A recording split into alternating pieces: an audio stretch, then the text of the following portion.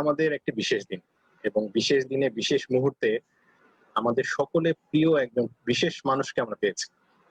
হ্যাঁ, যদি বলা হয় বৃক্ষ তোর নাম কি, বৃক্ষ বলবে আমি ফলে পরিচয়। আমাদের একটি বটগাছ হিসেবে আমাদের সবসময় আমাদের মানে ছায়া দিয়ে আসতেছে আমাদের সবচেয়ে প্রিয় ম্যাডাম এবং অ্যাক্সিসের অন্যতম প্রিয় mentor doctor Rashida madam. Rashida ম্যাডামকে কেউ চিনে না, বাংলাদেশে খুব কম মানুষই আছে, এবং জনপ্রিয়তা হার ম্যাডামের অনেক বেশি। এবং আজকে এই বিশেষ দিনে একটি ঘোষণা সবাইকে দিতে যাচ্ছি যে আজকে আমাদের গাইনি অ্যান্ড অফিসের 70তম লেকচার, এবং 70তম লেকচার আলহামদুলিল্লাহ আমাদের শ্রদ্ধেয় mentor doctor Rashida Begum ma'am, professor doctor Rashida Begum ma'am ইনশাল্লাহ নিবেন।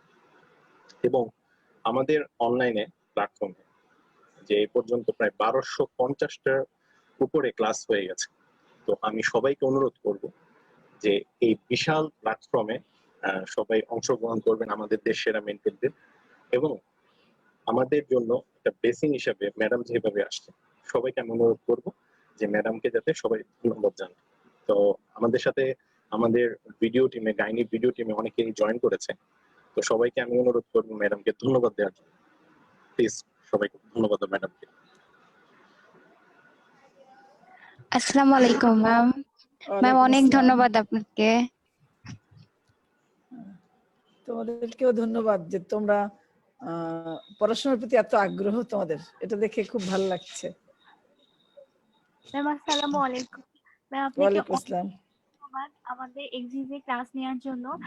ম্যাম আপনার মতো একজন মেন্টরকে পেয়ে আমরা অনেক অনেক বেশি লাকি ম্যাম। আমরা যারা দেশের বিভিন্ন প্রান্তে আছি তারা সবাই আপনার মতো একজন ম্যামের ক্লাস করতে পারছে, এটা আমাদের জন্য অনেক বেশি ম্যাম।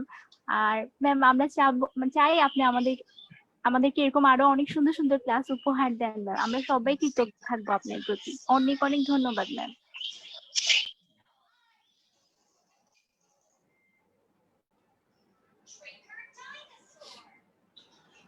শুরু করবো? জি ম্যাম, আপনি শুরু করতে পারেন। আচ্ছা, ধন্যবাদ। একটু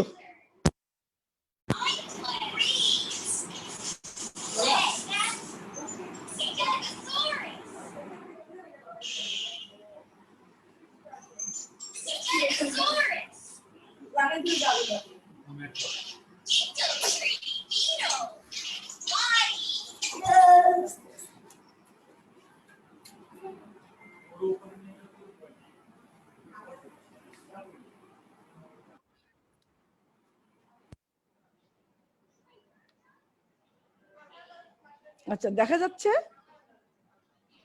জি ম্যাম, দেখা যাচ্ছে ম্যাম, আপনি শুরু করতে পারেন। দেখা যাচ্ছে। আচ্ছা, তো শুরু করছি। তোমাদের অনেক ধন্যবাদ। তোমাদের 1200-র উপরে ক্লাস হয়েছে, তো অবাক হলাম শুনে যে এত ক্লাস হয়েছে। তো এই করোনাকালীন সময় আমার মনে হয় এটা একটা পজিটিভ দিক যে তোমরা বিভিন্ন লেকচার, দেশের বিশাল ব্যাপার, তাই না? যে তোমরা যে মেডিকেলই থাকো না কেন নিজেদের টিচারের লেকচারই শুনতে, কিন্তু এখন একদম সারা বাংলাদেশ জুড়ে সমস্ত টিচারদের লেকচার পাওয়াটা কিন্তু বিশাল ভাগ্যের ব্যাপার। তো তোমাদের বলতে হবে যে সব খারাপেরই কিছু ভালো দিকও থাকে। সে করোনার একটা ভালো দিক হলো এটা যে তোমাদের এই সময় কিন্তু অনেক ভালো পড়ালেখা হয়েছে, কারণ শুনলেই তো অনেক কিছু মানুষের মাথায় চলে যায়। কাজে না পড়ে শুনে কিন্তু অনেক বেশি রিটেন করা যায়। আর বিভিন্ন টিচারের বিভিন্ন রকম লেকচারে কিছু কনফিউশন থাকলে সেটাও দূর হয়। তো এটা একটা বিশাল দিক কিন্তু, তাই না? আচ্ছা, ইনফার্টিলিটি তোমাদের জন্য মানে আমি তোমাদেরকে এমবিবিএস স্টুডেন্ট কনসিডার করি বলছি, কিন্তু তো তোমাদের জন্য খুব বেশি কঠিন কিছু দরকার নেই। এখন আমি যেটা বলবো ঠিক স্পেসিফিক তোমাদের কতটুকু দরকার সেভাবে আসলে সাজানো নেই। কিছু কিছু হয়তো বেশি থাকতেও পারে, বেশিটা ডিসকার্ড করে ফেলবে। যেটা যেমন ইনফার্টিলিটি কি কি কি কারণে হয়, ছেলেদের কি কারণ, মেয়েদের কি কারণ, কি ইনভেস্টিগেশনস আছে, ছেলেদের জন্য কি ইনভেস্টিগেশনস, মেয়েদের জন্য কি ইনভেস্টিগেশনস, এবং সিম্পল ট্রিটমেন্টগুলো কি কি আছে। ইভেন ইন্ডাকশনেও কিন্তু আমরা কখনো আমি যদিও এমবিবিএস স্টুডেন্টদের পরীক্ষার সাথে সম্পৃক্ত নেই এখন, কিন্তু যখন ছিলাম তখন ইন্ডাকশনও কোনো ড্রাগের ডোজ টোজ এগুলো কিন্তু জিজ্ঞেস করা হয় না, কিন্তু ড্রাগের নামগুলো হয়তো জানতে হবে, first line treatment, second line treatment, এরকম এগুলো জানতে হবে। এবং অ্যাডভান্স ট্রিটমেন্ট কি কি আছে সেই জিনিসটা হয়তো জাস্ট আউটলাইনটা টাচ করে যেতে হবে, ইনডেপথ ভিতরে কিছু কিন্তু অত জিজ্ঞেস করা হয় না ইনফার্টিলিটির।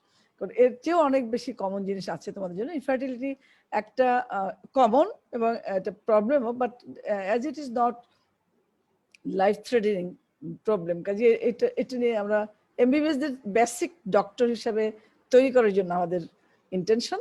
কাজে বেসিক ডক্টরদের যে ইমার্জেন্সি জিনিসগুলো বা কমন প্রবলেমগুলো যেগুলো ম্যানেজমেন্ট করা সব ডাক্তারদের জন্য দরকার, সেগুলোর প্রতি বেশি ফোকাস করা হয়।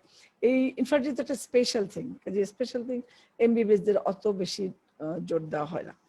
তো তারপরে যতটুকু রিটেন করতে পারো এবং যতটুকু বুঝতে পারো সে চেষ্টা করবে। এসব কথাগুলো মোটামুটি বইও আছে। আমার নেট একটু মাঝে মধ্যে ঝামেলা করে, একটু বলো, তাহলে আবার সেখান থেকে শুরু করতে হবে। What is infertility? It can be defined as inability to conceive within 1 year or more of regular unprotected coitus. 1 বছর ধরে হাজবেন্ড ওয়াইফ চেষ্টা করার পরেও যদি প্রেগনেন্সি না হয়, তাহলে তাকে আমরা বলবো ইনফার্টিলিটি। আনপ্রোটেক্টেড কয়টাস মিনস যে এই 1 বছরের মধ্যে কেউ হয়তো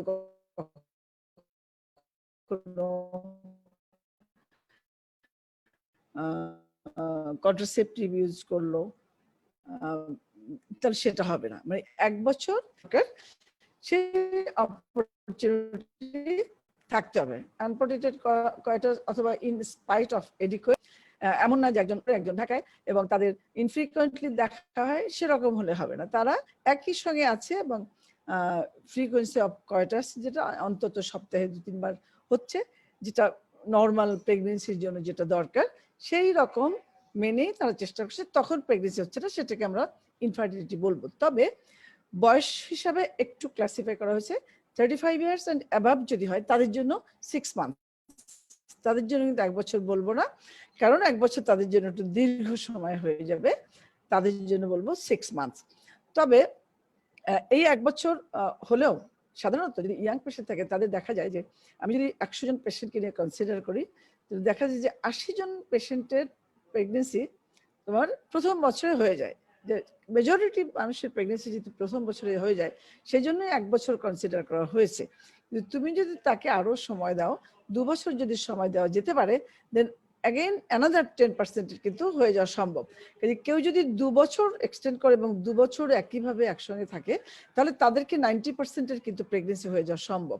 তারপরে থাকে 10%। এই 10% হলো রিয়াল ইনফার্টাইল পেশেন্টস, তাদেরকে নিয়ে আমাদের ডিলিংস। কিন্তু যেহেতু আমরা সব পেশেন্টের প্রোফাইল জানি না, কার ফার্টিলিটি পটেনশিয়ালিটি কেমন আছে, মেয়েদের বলো ছেলেদের বলো, কারো কম থাকে, তাদেরকে যদি আমরা না জেনে না দেখে আরো 1 বছর এক্সটেন্ড করাতে যাই, তখন কোনো বিপদে পড়তে পারে। যার জন্য 1 বছর টাইম লিমিটটাকে করা হয়েছে। What are the causes? আমরা যে মেল ফিমেল আলাদা করে ধরি, ফিমেলদের ওভুলেটরি ডিসঅর্ডার, এটা বড় অংশে তোমার ওভুলেটরি ডিসফাংশন থাকে, এন্ড ওভুলেশন যেটা বলবো যে তাদের ওভুলেশন হয় না, টিউবাল ফ্যাক্টর, টিউবাল আর টিউবোপেরিটোনিয়াল ফ্যাক্টর বলতে পারি আমরা, যে হয়তো টিউব ঠিক আছে কিন্তু তার অ্যাডিশন আছে বা অন্য কোনো ইমিউনোলজিক্যাল ফ্যাক্টরস আছে, যে কারণে তো টিউবাল ফাংশনটাকে ইন্টারফেয়ার করে। সবকিছু মিলে টিউবোপেরিটোনিয়াল ফ্যাক্টর বলবো। টিউবো ওভারিয়ান রিলেশনশিপ ঠিক মতো আছে কিনা, যদি না থাকে তাহলে সেক্ষেত্রেও ইনফার্টিলিটি হয়। এন্ডোমেট্রিওসিস আলাদা এন্টিটি একটা, এন্ডোমেট্রিওসিস ডিজিজ সম্পর্কে সবাই তোমরা জানো। এন্ডোমেট্রিওসিস যদি থাকে তাদেরও হয় 25 to 50% ক্ষেত্রে দেখা যায় তাদের ইনফার্টিলিটি হয়। And uterine and cervical factors 5 to 10% unexplained, যার কোনো ব্যাখ্যাই দেওয়া যাচ্ছে না। তার মানে হাজবেন্ড ওয়াইফ দুজনকেই আমরা ইনভেস্টিগেশন করে যদি দেখি যে তাদের কোনো অ্যাপারেন্টলি কোনো অ্যাবনর্মালিটি নেই, তাহলে তাদেরকে আমরা বলবো আনএক্সপ্লেইনড। কিন্তু বেসিক্যালি আনএক্সপ্লেইনড বলতে কোনো কথা নেই। আমরা জানি যে প্রতিটা জিনিসেরই একটা এক্সপ্লানেশন কিন্তু থাকে, যা কিছুই ঘটে পৃথিবীতে, তাই না? যা কিছুই ঘটে প্রত্যেকটারই একটা এক্সপ্লানেশন থাকে। কিন্তু আমরা কেন আনএক্সপ্লেইন বলছি, যেটা একদম ডিপ সিটেড কোনো কারণ থাকে, যেটা আমরা খুব সহজ ইনভেস্টিগেশন ধরতে পারি না, অ্যাপারেন্টলি মনে হয় না যে কোনো সমস্যা আছে, সেই সমস্ত কেসগুলোকে আমরা আনএক্সপ্লেইনড বলি। কিন্তু হয়তো দেখা যায় যে একদম মলিকুলার লেভেলের ইনভেস্টিগেশন যদি করা হয় তখন কিছু না কিছু বের হয়। আর প্রিমেচুর ওভারিয়ান ইনসাফিসিয়েন্সি, আনএক্সপ্লেইনড কিন্তু ছেলে মেয়ে দুজনের দিকেই যাবে, যে প্রিমেচুর ওভারিয়ান ইনসাফিসিয়েন্সি অথবা প্রিমেচুর ওভারিয়ান ফেইলিওর, দুটো হতে পারে। ফেইলিওর হলো যখন একেবারেই কোনো এগ থাকবে না, আর ইনসাফিসিয়েন্সি হলো ইনসাফিসিয়েন্ট এগ থাকবে। তো সেটা হলো ইনসাফিসিয়েন্সি, আর ফেইলিওর যখন মুটি থাকবে না, মুটি এগুলো। এরপরে আবার অ্যানোভুলেশনের অনেক কারণ আছে আলাদা আলাদা, যেমন মেইনলি এন্ডোক্রাইন প্রবলেম যেগুলো থাকে সেটার কারণে অ্যানোভুলেশন হয়। একটা মোস্ট কমনেস্ট কজ হলো পলিসিস্টিক ওভারিয়ান সিনড্রোম। দেখা যায় যত অ্যানোভুলেটরি পেশেন্ট আছে তাদের 90% অ্যানোভুলেশন হয় due to polycystic ovarian syndrome. কাজে পিসিও আছে, এছাড়া হাইপোথাইরয়েডিজম, হাইপারথাইরয়েডিজম, হাইপারপ্রোলেক্টিনিমিয়া, এসব ডায়াবেটিস, এসব কারণেও অ্যানোভুলেশন হয়। and causes of male infertility যদি আমি ধরি, ইম্পর্টেন্স বা প্রথমেই আমরা নট সো কমন, তারপর মানে প্রথমে বলার মতো কারণ এটা না, কিন্তু এভাবে বলা হয়েছে যে সে যদি কয়টাস পারফর্ম করতে নাই পারে তাহলে সিমেন যতই ভালো থাকুক তাহলে হবে না, সেই হিসেবে আগে বলা হয়েছে। তবে ইম্পর্টেন্স কিন্তু অত বেশি কমন না। ইম্পর্টেন্স মানে ইনএবিলিটি টু পারফর্ম কয়টাস, এটাকে আমরা বলবো ইম্পর্টেন্স সোজা ভাষায়, হ্যাঁ, অথবা অক্ষম যদি বাংলায় বলতে চাও। রেট্রোগ্রেড ইজাকুলেশন, আমরা জানি যে ইজাকুলেশনে সিমেন্টটা তার ইউরেথ্রা মিউটাস দিয়ে বের হবে, নর্মালি পেনাইল ইউরেথ্রা ওখান থেকে বের হওয়ার কথা। কিন্তু কখনো যদি তার ব্লাডার নেকে কোনো প্রবলেম থাকে, ব্লাডার নেকের কম্পিটেন্সি যদি না থাকে কোনো নিউরোলজিক্যাল ডিজঅর্ডারের জন্য, অথবা আনকন্ট্রোল ডায়াবেটিস যদি থাকে, তাদের দেখা যায় যে ব্লাডার নেকটা ক্লোজড হয় না। যখন ইজাকুলেশন হয় তখন পুরো সিমেন্টটা তার পেনাইল ইউরেথ্রাতে না এসে তার চলে যায় ব্লাডারের মধ্যে, এটাকে বলে রেট্রোগ্রেড ইজাকুলেশন। তার মানে ইজাকুলেশন অ্যাক্সেসে হলো মানে ইমিশন অফ সিমেন হলো, বাট নট আউটসাইড, সেটা হলো ব্লাডারের মধ্যে চলে গেল, এটাকে বলে রেট্রোগ্রেড। রেট্রো মানে পিছনে, রেট্রোগ্রেড ইজাকুলেশন। এটা হলে কি হবে, সিমেন্টটা তো বের হয়ে আসতে পারলো না, কাজে সিমেন যদি না আসে, সিমেন যদি ভাইজানাল ক্যানালে ডিপোজিট না হয় তাহলে তার স্পাম পাবে না। দেন প্রিম্যাচুর ইজাকুলেশন, এটা যদি হয়, প্রিম্যাচুর ইজাকুলেশনে একটা যে সব সময় যদি যে ইনফার্টিল হবে তারা যদি জেনিটাল ট্র্যাক্টে ডিপোজিট হতে পারে তাহলে কিন্তু আবার চলে যেতেও পারে। কিন্তু প্রিম্যাচুর ইজাকুলেশনে যেটা হয় অনেক সময় জেনিটাল ট্র্যাক্টে ডিপোজিট হয় না, আউটসাইড হয়ে যায়, যার জন্য এটাতে ইনফার্টিল হতে পারে। It is also not so common. Retrograde ejaculation তবু আছে, কিন্তু প্রিম্যাচুর ইজাকুলেশন অত কমন নয়। অ্যাবনর্মালিটিস অফ পেনিস, হাইপোস্পেডিয়াসিস, ফাইমোসিস যদি থাকে, এটা অ্যানাটমিক্যাল ডিসঅর্ডার, অত কমন, যেটা কমন শেষে লেখা হয়েছে, কিন্তু এইটাই মনে রাখবে যে সবচেয়ে কমন হলো অ্যাবনর্মাল সিমেন প্যারামিটার। আমরা যত পেশেন্ট পাই তার মধ্যে মোর দেন 90%ই আমরা পাই অ্যাবনর্মাল সিমেন্ট প্যারামিটার, বাকি যেগুলো বললাম ওগুলো কিন্তু খুবই কম।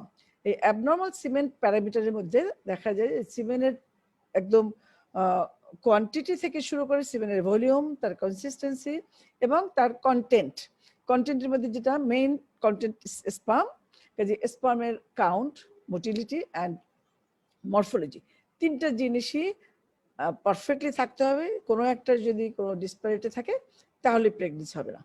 তো এখন কতগুলো টার্ম আছে যে এই অ্যাবনর্মালিটি অফ সিমেনের আমরা কিভাবে এটাকে কোয়ালিফাই করতে পারি। প্রথমে যদি বলি aspermia, aspermia means there is no ejaculation, তার কোনো ইজাকুলেট বাইরে আসবেই না, তার মানে তার আফটার কয়টাস, ড্রাই কয়টাস, কোনো ইজাকুলেশন হবে না। পেশেন্টের ওয়াইফকে জিজ্ঞেস করলে সে বলবে যে সে কিছু ফিল করে না ওখানে কিছু ডিপোজিট হয়।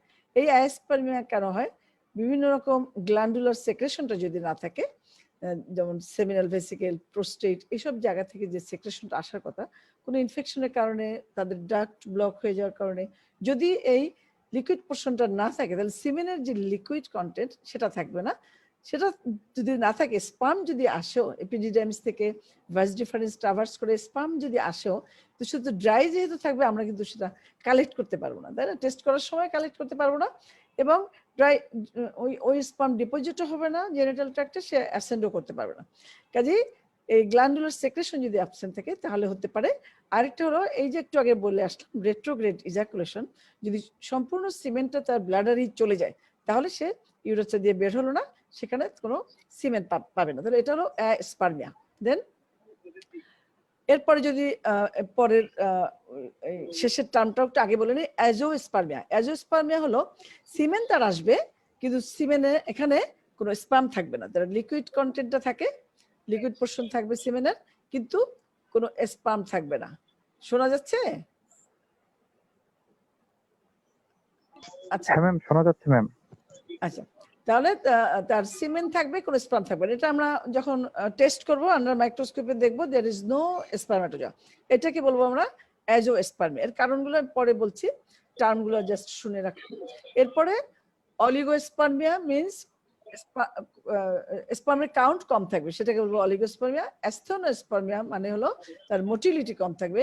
টেরাটোস্পার্মিয়া মানে হলো তার মরফোলজি খারাপ থাকবে, তার স্ট্যান্ডার্ড যে সংখ্যা থাকা উচিত নর্মাল মরফোলজির সেটা থাকবে না, অ্যাবনর্মাল স্পার্ম থাকবে। টেরাটোস্পার্মিয়া। ওটস হলো অলিগো অ্যাস্থেনো টেরাটোস্পার্মিয়া, তার অ্যাব্রিভিয়েশন অলিগো অ্যাস্থেনো টেরাটোস্পার্মিয়া, তার মানে কম্বিনেশন অফ অল, তার কাউন্ট খারাপ থাকবে, মোটিলিটি খারাপ থাকবে এবং মরফোলজিও খারাপ থাকবে। আর নেক্রোস্পার্মিয়া হলো ডেড স্পার্ম যখন থাকে তখন সেটাকে আমরা বলবো নেক্রোস্পার্মিয়া।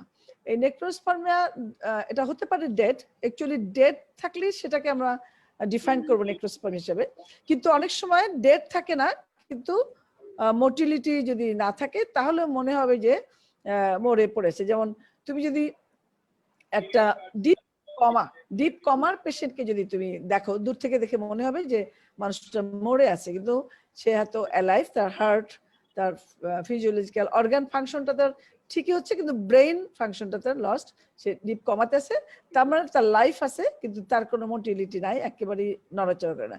ঠিক স্পার্মের কিছু কিছু ফ্যাক্টর আছে যেটার কারণে সে নড়তে পারে না, তার ফ্লাজেলা বা সিলিয়ারি কোনো ডিফেক্ট যদি থাকে, তার সাইটোস্কেলিটাল ডিফেক্ট যদি থাকে তাহলে সে নড়তে পারে না, কিন্তু সেই স্পার্মগুলো কিন্তু অ্যালাইভ, তার ফাংশনাল ডেফিসিয়েন্সি আছে, সে নড়তে পারে না, সেটাকেও তখন মনে হয় নেক্রোস্পার্মিয়া মতো। যে একটা হতে পারে টোটালি ডেড, সে অ্যালাইভ নাই, আর একটা হলো অ্যালাইভ বাট নড়াচড়া করতে পারে না। ঠিক অ্যালাইভ, কমাটোস পেশেন্ট অ্যান্ড ডেড পেশেন্টের মধ্যে যেরকম ডিফারেন্স।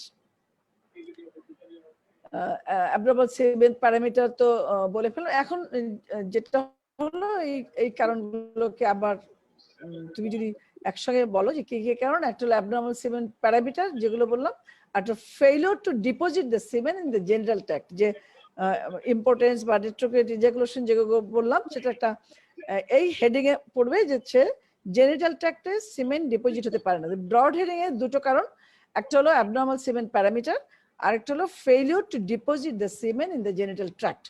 তার সিমেন্ট কোয়ান্টিটি কোয়ালিটি সবকিছু ভালো আছে কিন্তু প্রপার ডিপোজিশন যদি না হয় সেখান থেকে স্পার্ম পাবে না। সেটা হলো যেটা বলে আসলাম, ইম্পর্টেন্স টোটালি যখন পারফর্ম করতে পারবে না। এটারই আরেকটা ভ্যারিয়েন্ট আছে ইরেকটাইল ডিসফাংশন। ইরেকটাইল ডিসফাংশন হলো যে অনেক সময় ফ্ল্যাকচুয়েট করে, কখনো পারফর্ম করতে পারে কখনো পারে না, আর ইম্পর্টেন্সটা ইরেকটাইল ডিসফাংশনের মধ্যে পড়বে। দেন যে বাকিগুলো বললাম অ্যানাটমিক্যাল ডিফেক্ট আর রেট্রোগ্রেড ইজাকুলেশন। এটা সাউন্ড হচ্ছে কিসের? এখন সিভিয়ার মেল ফ্যাক্টর আমি কখন বলবো?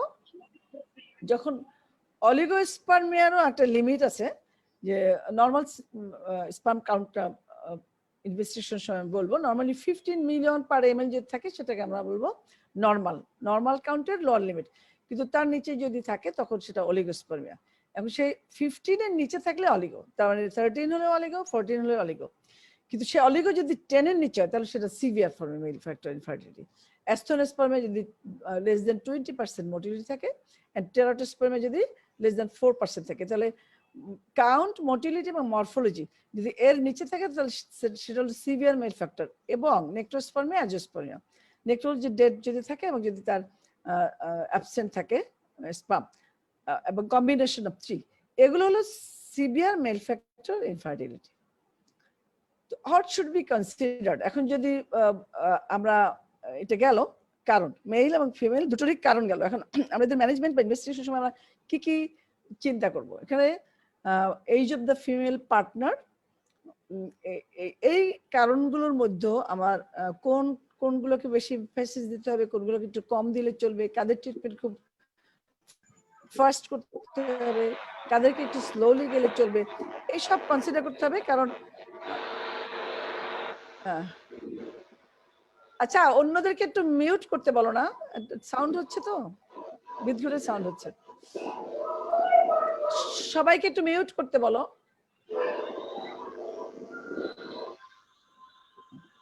আচ্ছা, তাহলে এই যে ফিমেল পার্টটা ইম্পর্টেন্ট, সবাইকে অফ করে দিতে পারবেন। আমি কেমন করে পারবো ম্যাম? আপনার ওখানে অপশন আছে না, কিন্তু আমি তো দেখতে পাচ্ছি না, যারটাতে শব্দ হচ্ছে আমি তো বুঝতে পারছি না।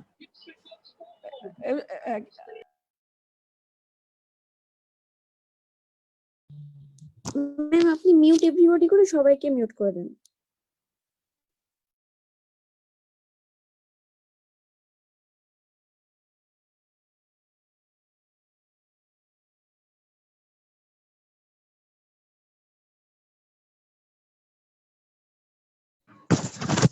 সবারটা মিউট হয়ে গেছে ম্যাম।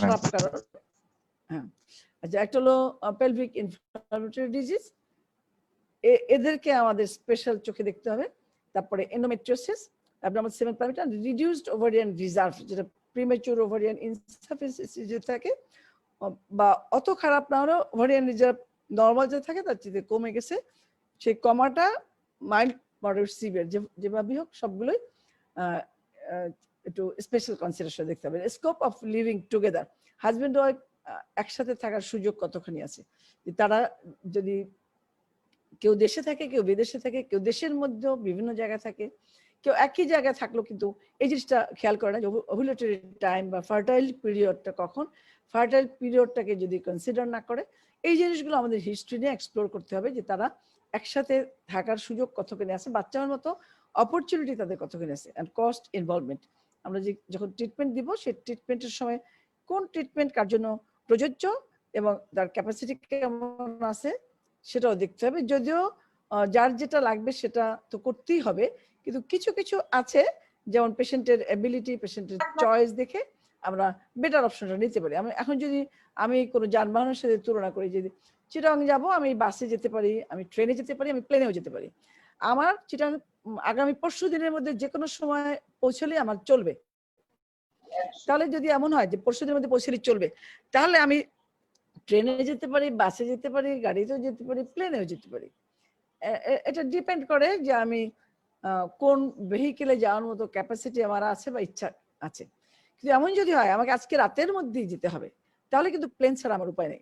এখন 8:45 বাজে, আমাকে যেতে হবে 10টার মধ্যে, যে তাই হয় তাহলে একমাত্র প্লেন ছাড়া উপায় নেই।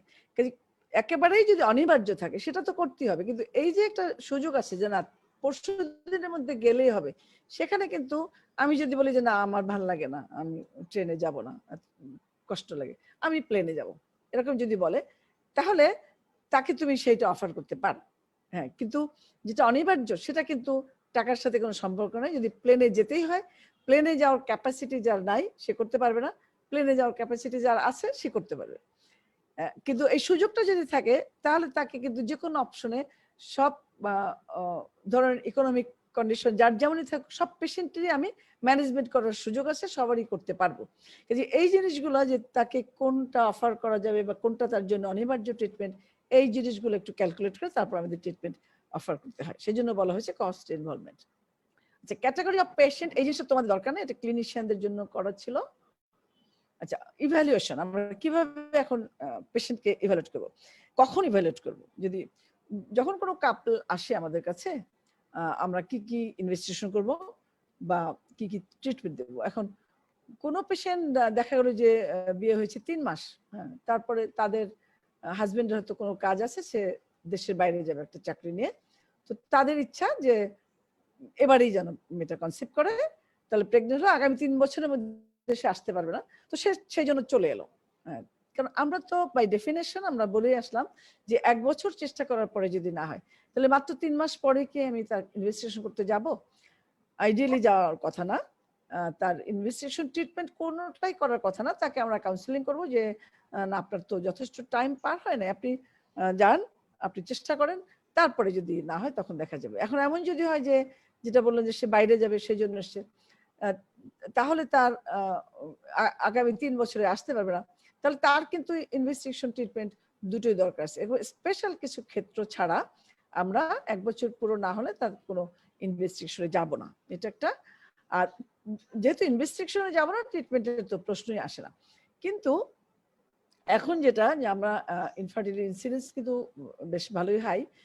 কেউ যদি 6 মাস পরে চলে আসে এবং সে যদি বলে যে আমার চিন্তা হচ্ছে, 6 মাস পার হয়ে গেল এখনো, আমরা তো প্রথম দিন থেকেই ট্রাই করছি, মেয়েটা বললো যে তার মাসিক রেগুলার, তাদের কয়টার কোনো ডিসফাংশন নাই, তারা এবং সপ্তাহে 2-3 বার তারা কয়টাস পারফর্ম করে, তাহলে কেন হচ্ছে না এটা তাদের দুশ্চিন্তা।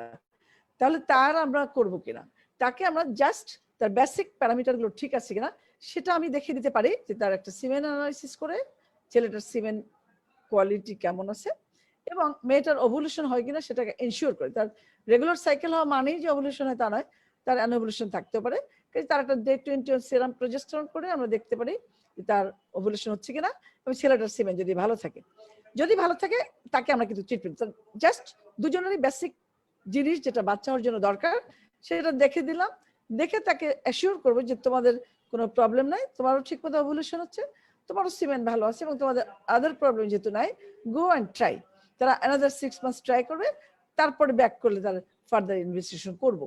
এখন এটা কিন্তু অনেক সিনিয়র টিচাররা আমাদের বলে আসছেন যে দরকার নেই, 6 মাস পরে যদি মেয়েটার সাইকেল রেগুলার থাকে, তাদের কোনো অসুবিধা না থাকে, তাহলে 6 মাস পরে কোনো ইনভেস্টিগেশনে যাব না।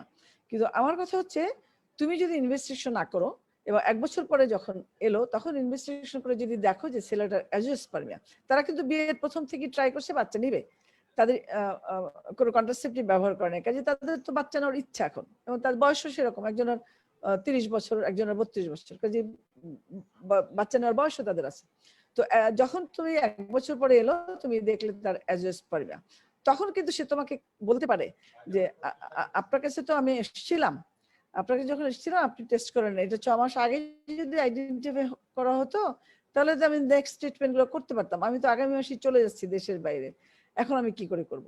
কাজে এই জিনিসটা থেকে রেহাই পাওয়ার জন্য, যেহেতু সে আমার কাছে এসেছিল, তো তাকে আমার কাছে যেহেতু এসেছিল তাকে আমি জাস্ট এই বেসিক টেস্টটা করে দিতে পারি, যাতে কোনো বড় বিপর্যয় যদি থাকে সেটা আইডেন্টিফাই করা যায়। দেন কি নেক্সট কি করতে পারি, মেয়েটার আলট্রাসোনোগ্রাম, ট্রান্সভাইজানাল এন্ড ট্রান্স অ্যাবডোমিনাল। আলট্রাসোনোগ্রামটা এখন আর আমাদের কাছে ইনভেস্টিগেশন নয়, এটা একটা ফিজিক্যাল এক্সামিনেশনের মতো, এটা দিয়ে আমরা ইউটেরাস ওভারি কেমন আছে সেটা দেখি, যেটা আমাদের কাছে এখন একটা ফিজিক্যাল এক্সামিনেশনের পার্ট। উইদাউট ডুইং আলট্রাসোনোগ্রাম কোনো রকম কোনো ডিসিশন দিতে পারবো না, হ্যাঁ, কারণ তার ওভারি কেমন আছে, ওভারির সাইজ কেমন, অ্যান্ট্রাল ফলিকল কেমন, ওভারিয়ান রিজার্ভ দেখার জন্য দেখা হয়, ওভারিতে ফলিকল কেমন আছে, অ্যান্ট্রাল ফলিকল কেমন, সেটা কোনো গ্রোথ আছে কিনা, ইউটারাসের ভিতরে কোনো গ্রোথ আছে কিনা, ইউটারাসের এন্ডোমেট্রিয়ামের সাব এন্ডোমেট্রিয়াল কোনো গ্রোথ আছে কিনা, এন্ডোমেট্রিয়ামের ভিতরে কোনো পলিপ আছে কিনা, এইসব জিনিসগুলো আমাদের প্রথমেই দেখে নিতে হবে, তা নাহলে তাকে সিম্পল ট্রিটমেন্টও যদি দেই তা সেটা কার্যকর হবে না। কাজে এটা মাস্ট, এটা একটা পার্ট অফ ফিজিক্যাল এক্সামিনেশন বলতে পারো। দেন কিছু ছোট ছোট টেস্ট যেমন CBC, VDRL, blood sugar, rubella, chlamydia, এগুলো করব। যদি ডায়াবেটিস থাকে কারেক্ট করে দিতে হবে, যদি রুবেলা অ্যান্টিবডি ইমিউনোগ্লোবিন এম যদি থাকে, জি থাকলে কোনো অসুবিধা নাই, এম যদি থাকে তাহলে ট্রিটমেন্টটা ডিফার করতে হবে। যদি দুটোই নেগেটিভ থাকে, জি এম কোনোটাই না থাকে, তাহলে তাকে আমরা ভ্যাকসিনেট করবো কিনা সেটা চিন্তা করা যেতে পারে। ক্লামিডিয়াল অ্যান্টিবডি থাকলে তাকে ট্রিটমেন্ট করে দিতে হবে, এবং তাকে ক্লামিডিয়াল অ্যান্টিবডি যদি থাকে তাহলে টিউবল ফ্যাক্টর অ্যাবনর্মালিটি থাকতে পারে, সেটা মাথায় আমাদের স্ট্রাইক করবে। সাইকেল ইররেগুলার যদিও বলা হয়েছে, কিন্তু রেগুলার ইররেগুলার যেটাই হয় আমরা টিএসএস প্রোলাক্টিনটা করবো, কারণ টিএসএস এর নর্মাল রেঞ্জের মধ্যেও যদি থাকে তো সাব ক্লিনিক্যাল হাইপোথাইরয়েডিজম অনেক সময় থাকে, যে তাদের দেখালো নর্মাল রেঞ্জেই আছে কিন্তু তারপরও তাদের অসুবিধা হয়। কাজে নর্মালেরও একদম লোয়ার লিমিটে আমাদের টার্গেট থাকবে। টিএসএস বলা হয় যে 2.5 ইউনিট, এই উপরে উঠতে দেওয়া যাবে না, এর ভিতরে থাকতে হবে। কাজে আমি যদি আপার লিমিট 5 কেও যদি নর্মাল ধরি, তাহলেও তার কিন্তু প্রবলেম হতে পারে তাকে 2.5 এর মধ্যে রাখতে হবে বাই গিভিং ট্রিটমেন্ট। সেই জন্য টিএসএস করতে হবে, প্রোল্যাকটিন ও হাইপার প্রোল্যাকটিন যদি থাকে অ্যানোভুলেশন হয়। সাইকেল যদি রেগুলার থাকে তাহলে 30 বা তার বেশি হলে, এখানেও রেগুলার সবই 30 বা তার বেশি যদি হয় তাহলে আমরা তার ওভারিয়ান রিজার্ভ টেস্টিংটা করব। কিন্তু 30-এর নিচে হলে ওভারিয়ান রিজার্ভ টেস্টিংটা সবার জন্য দরকার নাই, কিছু রিস্ক ফ্যাক্টর থাকলে দরকার আছে। আর 30 বা তার বেশি হলে ওভারিয়ান রিজার্ভ টেস্ট করব। ওভারিয়ান রিজার্ভ টেস্ট করা হয় মেইনলি অ্যান্টিমুলারিয়ান হরমোন, দেন এফএইচএইচ, E2, এই তিনটা দিয়ে FHH, E2 and antimullerian hormone and antral follicle count, যেটা আলট্রাসোনোগ্রাফি করা হয়। তাহলে antral follicle count, ovarian reserve test কি দিয়ে করব? Antral follicle count, AMH, FHH and E2 estradiol. Inhibin B যেটা লেখা আছে এটা, এগুলো করলে আর দরকার নেই, এটা ইন্ডিভিজুয়ালি ইনহিবিন বি দিয়েও বোঝা যায়, কিন্তু এটা অ্যাভেলেবল না, আমরা ইউজ করি না। কাজে রিটেনে লিখতে গেলে এটা লিখতে হবে, কিন্তু ভাইবা তুমি বলতেও পারো যে বলে আবার ডিসকার্ড করতে হবে, যেটা আমাদের হয় না। আমরা এমএইচ করি, এফএইচএস করি, E2 করি অ্যান্ড অ্যান্টাল ফলিকেল কাউন্ট। এর মধ্যে মোস্ট ইম্পর্টেন্ট হলো অ্যান্টাল ফলিকেল কাউন্ট, সেটা ইন্ডিকেট করে যে কয়টা ফলিকেল আছে এবং সেটা ডেভেলপ করবে। যদি নাই থাকে তাহলে এগ আসবে না। কাজে most important antral follicle count, then MH. MH হলো বায়োকেমিক্যাল টেস্ট, যেটা একটা indicator of number of antral follicle.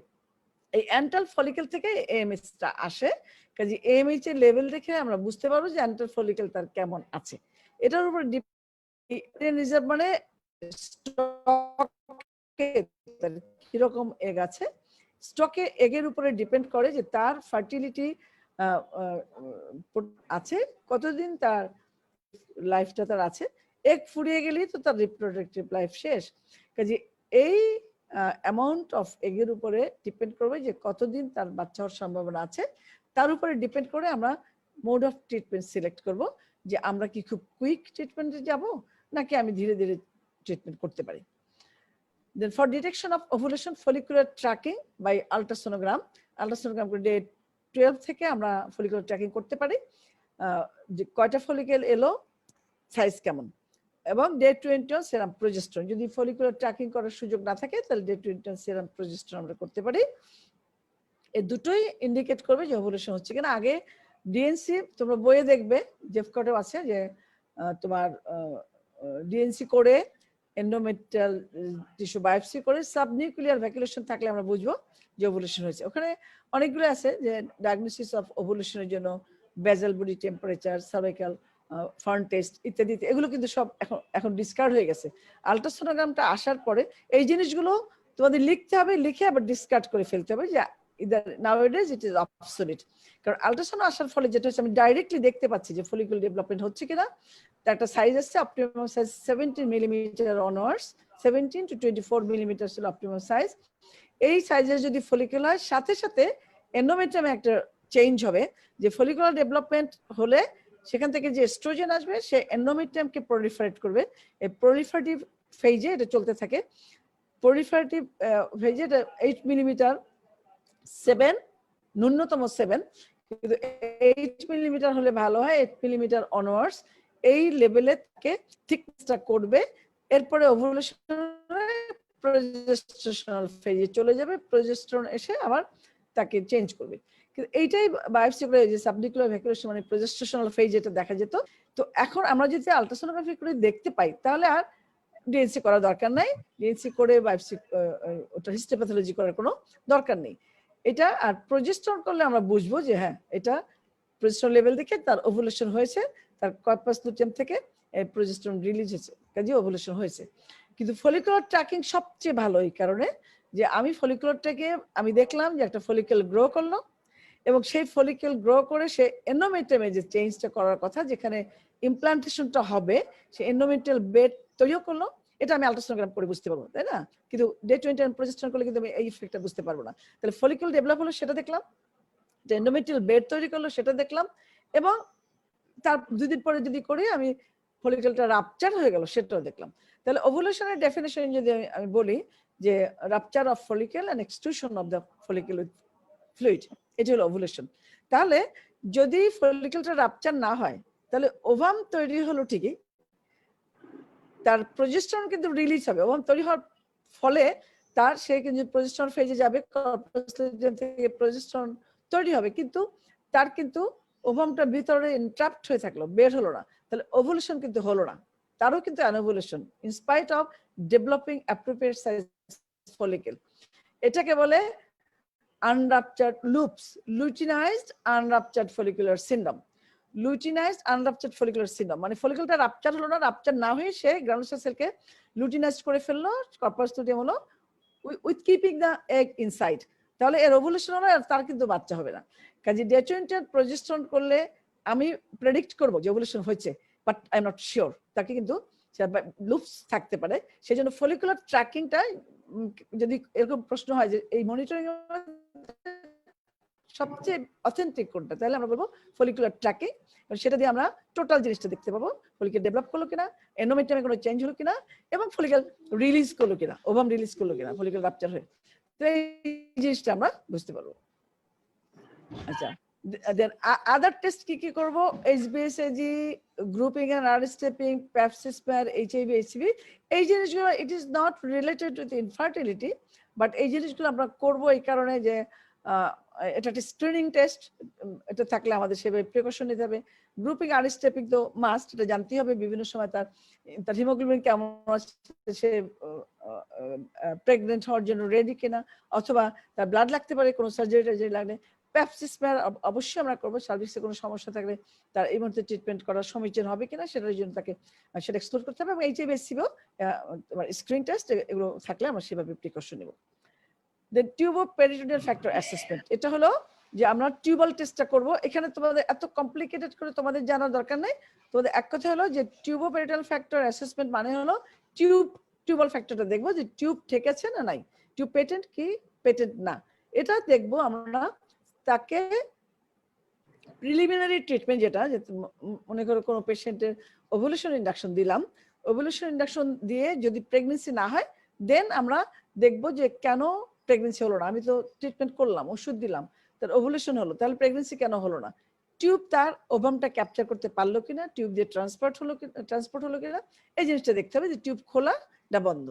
আচ্ছা, এটা আর যদি এমন হয় কোনো রিস্ক ফ্যাক্টর থাকে যে তার প্রিভিয়াস কোনো সার্জারি ছিল, তার ডিএনসি ছিল, বা আলট্রাসোনোগ্রাম করে আমি দেখলাম যে একটু ওভারিগুলো সিস্টিক আলট্রাসোনোগ্রাম করে মনে হচ্ছে যে কোথাও কোনো অ্যাডিশন আছে, অথবা সে একটা এন্ডোমেট্রিওসিসের পেশেন্ট, এরকম যদি হয় তাহলে একটা একটোপিক প্রেগনেন্সি ছিল, এবং সেখানে একটোপিক প্রেগনেন্সি তার অনেক বেশি ইন্টারপেরিটোনিয়াল হেমোরেজ ছিল, সেটাকে সার্জারি করতে হয়েছে, খুব এমন একটা সময় খুব তাড়াহুড়া করে সার্জারি করতে হয়েছে, তাহলে সেখানে যদি খুব ভালো নিট অ্যান্ড ক্লিন সার্জারি না হয়, পরবর্তীতে অ্যাডিশন হয়ে বাকি টিউবটাও কিন্তু তার অ্যাডিশন থাকতে পারে, অথবা যেই কারণে একটোপিক হয়েছে, যে ইনফেকশন হয়ে টিউবাল ব্লক হয়েছে, অন্য টিউবটা তো হতে পারে এটা পার্শিয়ালি ব্লক ছিল যার জন্য একটোপিক হয়েছে, ওটা তো কমপ্লিট ব্লক থাকতে পারে। কিন্তু এগুলোকে আমরা ল্যাপ্রোস্কোপি করে টিউবটা দেখবো, এবং আর্লি স্টেজ দেখবো, তাকে ড্রাগ দিয়ে দেখবো না, তাকে আমরা আগেই টিউবাল ফ্যাক্টরটা দেখে নিলাম, তারপরে তাকে হয়তো ইন্ডাকশন দিলাম। আচ্ছা, দুই ভাবে করা যায়, হিস্টোসালপিঙ্গোগ্রাম এন্ড ল্যাপ্রোস্কোপি।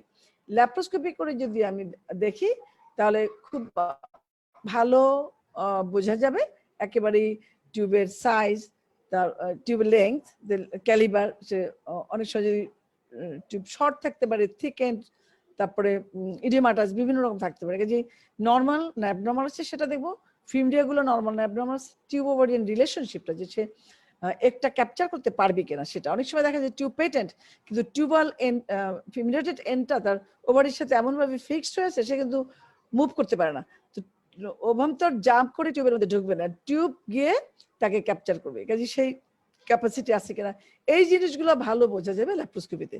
কিন্তু সরি, হিস্টোসালপিঙ্গোগ্রামে এই টিউব দিয়ে কিন্তু ঠিকই ডাই চলে যাবে, এবং ফিল্মে আসবে যে টিউবস পেটেন্ট থাকবে, কিন্তু সে কিন্তু তার কার্যকারিতা থাকবে না, সেই জন্য হিস্টোসালপিঙ্গোগ্রামে ইনফরমেশন ভালো বোঝা যায় না। যদি পিসিওর পেশেন্ট থাকে তাকে আমরা হিস্টোসালপিঙ্গোগ্রাম করে যা বলবে সেই রেজাল্ট সন্তোষজনক, কিন্তু এন্ডোমেট্রিওসিস, আর্লি এন্ডোমেট্রিওসিস বা পিআইডি এ ধরনের পেশেন্ট যদি থাকে, হিস্ট্রি প্রিভিয়াস সার্জারি, বিশেষ করে মায়োমেক্টমি করার পরে যখন করা হয়, এদেরকে কিন্তু হিস্টোসালপিঙ্গোগ্রাম করে টিউব পেটেন্ট বলার পরেও ভিতরে সমস্যা থাকতে পারে, অ্যাডিশন থাকতে পারে, টিউবো ওভারিয়ান রিলেশনশিপটা লস্ট হতে পারে, যেটা আমি হিস্টোগ্রামে সালপিঙ্গোগ্রামে বুঝতে পারবো না, ল্যাপ্রোস্কোপি দিয়ে বুঝতে পারবো। আচ্ছা, এটা বলে ফেলেছে। আচ্ছা, এবারে আসো তোমার মেল ফ্যাক্ট। মেলদের কি কি টেস্ট করবো? মেলের single most important test is semen analysis. হ্যাঁ, ইফ নর্মাল, যদি সিমেনের যে প্যারামিটার গুলো আছে তাহলে আর ফার্দার কোনো টেস্টের দরকার নেই।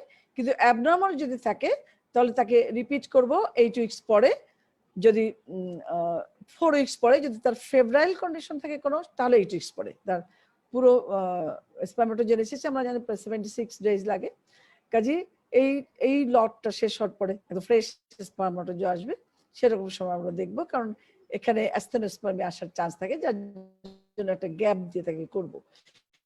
যে কোনো অ্যাবনর্মাল সিমেন একটা রিপোর্ট দিয়ে আমরা কনক্লুশনে যাব না, মিনিমাম 2টো টেস্ট করতে হবে 1 মাস গ্যাপে। যদি কারো তাড়াহুড়া থাকে, সময়ের অসুবিধা থাকে, কোনো বিদেশি পেশেন্ট থাকে, তাহলে অ্যাটলিস্ট 15 দিনের সময়ান্তর দিতে হবে আর সেকেন্ড টেস্ট করার জন্য।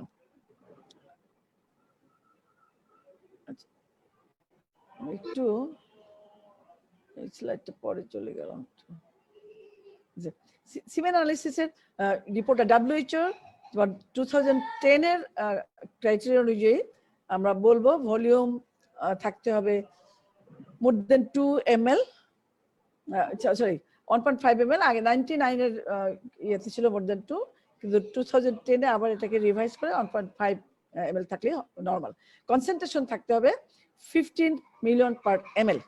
আগে ছিল 20 মিলিয়ন বা তার বেশি, এটাকে বলা হচ্ছিল নর্মাল। 20 মিলিয়নের নিচে হলে আমরা বলতাম অলিগোস্পার্মিয়া, কিন্তু 2010 এ রিভাইজ করে সেটাকে 15 মিলিয়ন। তোমরা পিছনেটা দরকার নাই, তোমরা আগে দেখো নাই, আগে জানো না, তোমাদের জন্য স্ট্রেট ডান দিকের যেটা, যে ভলিউম 1.5 ml, কাউন্ট 15 মিলিয়ন, এবং টোটাল 39 মিলিয়ন হলো। যে তোমার 15 মিলিয়ন যদি তোমার 50 মিলিয়ন পার ml যদি হয়, তাহলে 2 ml হলে কত হবে, বা 2.5 ml হলে কত হবে, সেটা টোটাল কাউন্ট, সেটা হতে হবে 39 মিলিয়ন পার ml। মোটিলিটি 32%। A+B হলো ফার্স্ট ফরওয়ার্ড মুভমেন্ট, এবং মানে মুভমেন্টে আবার দুটা ক্যাটাগরি, একটা হলো খুব ফাস্ট মুভমেন্ট আর একটা স্লো মুভমেন্ট, দুটো মিলে 32% হতে হবে। ভাইটালিটি দরকার নেই, মরফোলজি হতে হবে 4%, অ্যাটলিস্ট 4% নর্মাল থাকতে হবে। এটা হলো মরফোলজি, এই হলো নর্মাল সিমেন প্যারামিটার। এটা দেখতে হবে, এইটা এই পর্যায়ে যদি থাকে তাহলে আমরা বলবো সেটা সিমেন অ্যানালিসিস রিপোর্ট নর্মাল। এটা যদি থাকে তাহলে মেল পেশেন্টকে আমরা ফার্দার কোনো টেস্টিং এও যাব না, তাকে তার কিন্তু এক্সামিনেশনও দরকার নেই, তাই না? এবং তার যদি হিস্ট্রি থাকে সে কয়টাস পারফর্ম করতে পারে ঠিক মতো, এই হিস্ট্রি থাকলে এবং প্যারামিটার ভালো থাকলে আমরা ফার্দার কোনো টেস্টিং বা এক্সামিনেশন আমরা যাব না। যদি অ্যাবনর্মাল সিমেন থাকে তাহলে ফার্দার টেস্টিংও যাব, এবং মেল পার্টনারকে এক্সামিন করতে হবে, তার এক্সটার্নাল জেনিটালিয়া, তার টেস্টিসের ভলিউম, টেস্টিসের কনসিস্টেন্সি, এপিডিডার্মিস, ভাস ডিফারেন্স, এই সবগুলো তার আমরা এক্সামিন করে দেখতে হবে।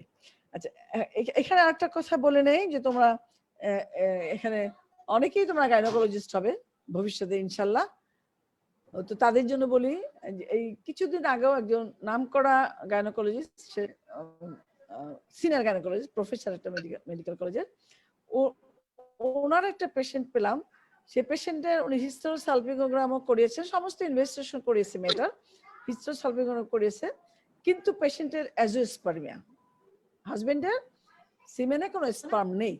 আচ্ছা, হাজবেন্ডের সিমেনে যদি, শোনা যাচ্ছে না? শোনা যাচ্ছে? শোনা যাচ্ছে।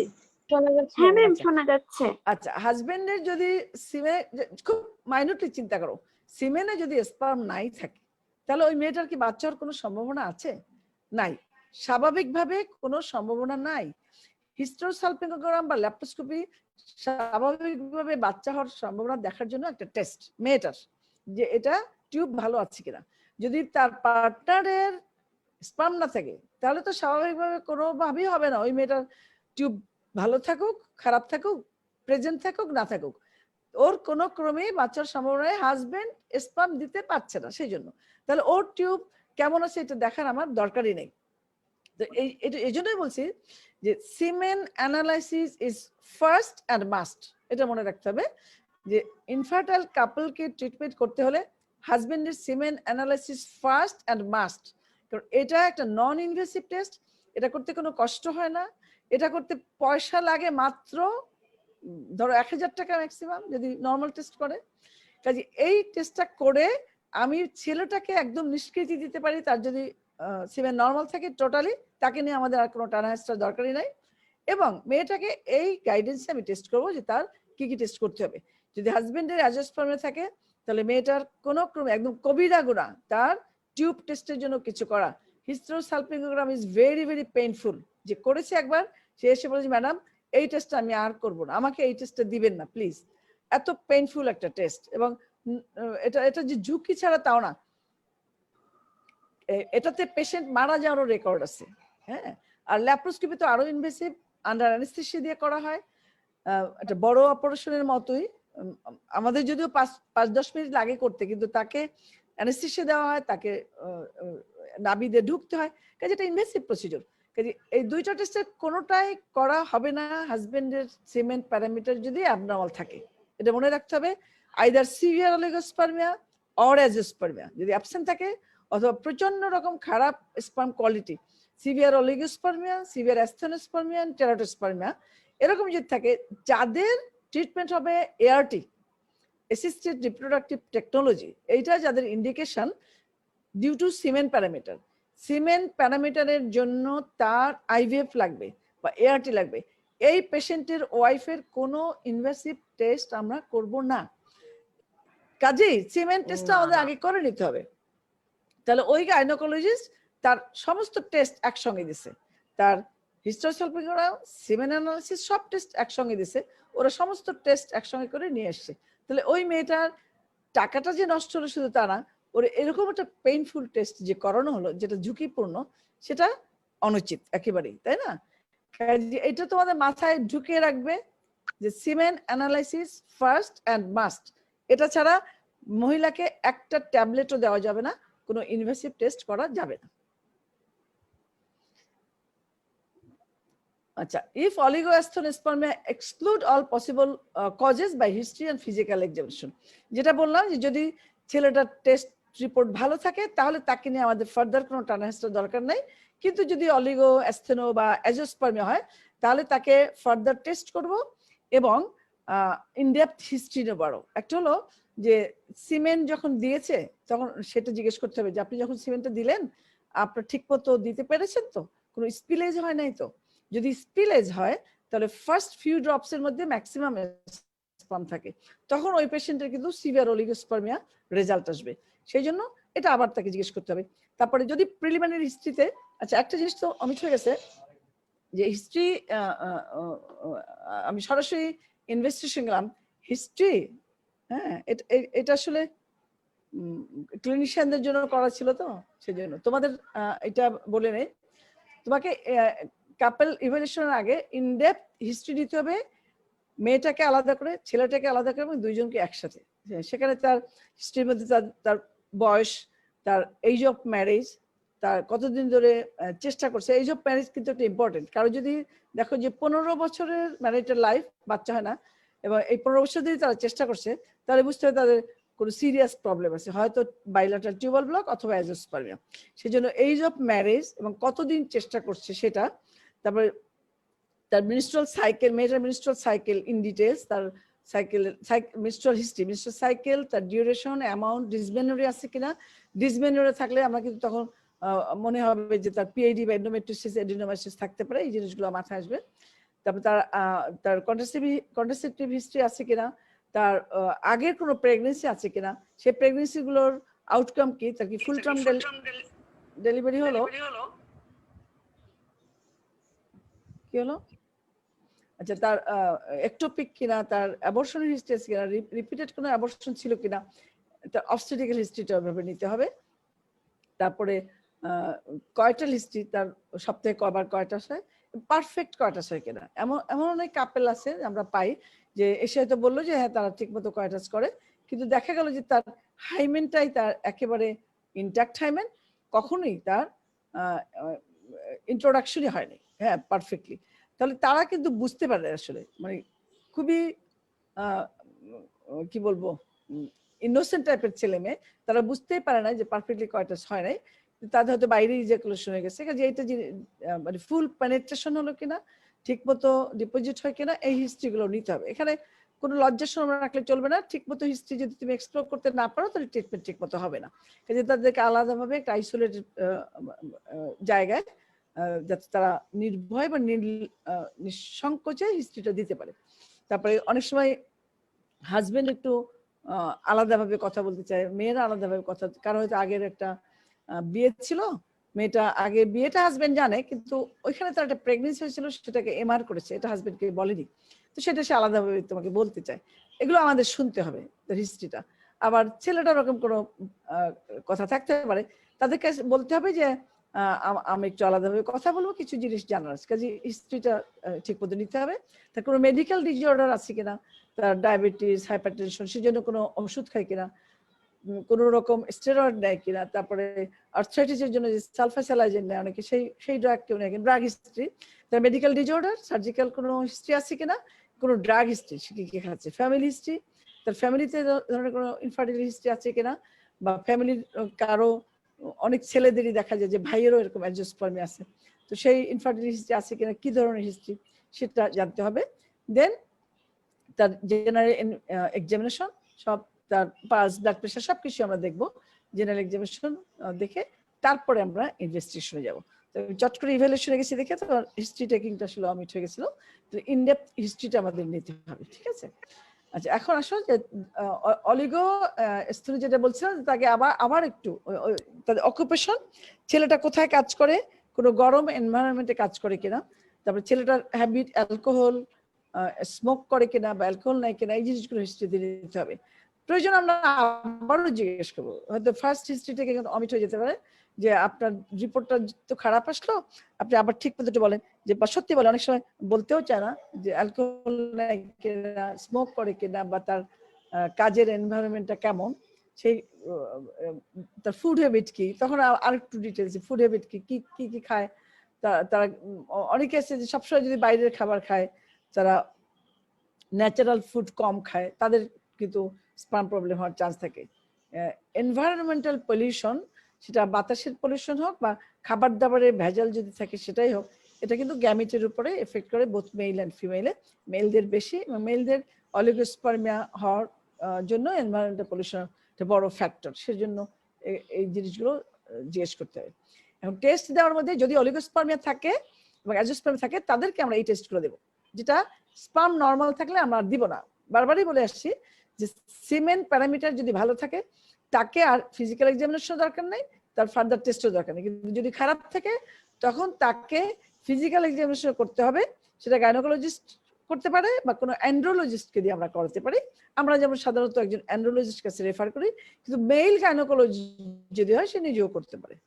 হ্যাঁ, ফিমেলরাও যদি করতে পারে, কোনো অসুবিধা নাই, কিন্তু ওই ঝামেলা আমরা না করে অ্যান্ড্রোলজিস্টকে দিয়ে আমরা এক্সামিন করালাম যে কোনো অসুবিধা আছে কিনা, সে তার একটা ওপিনিয়ন দিয়ে দেয়।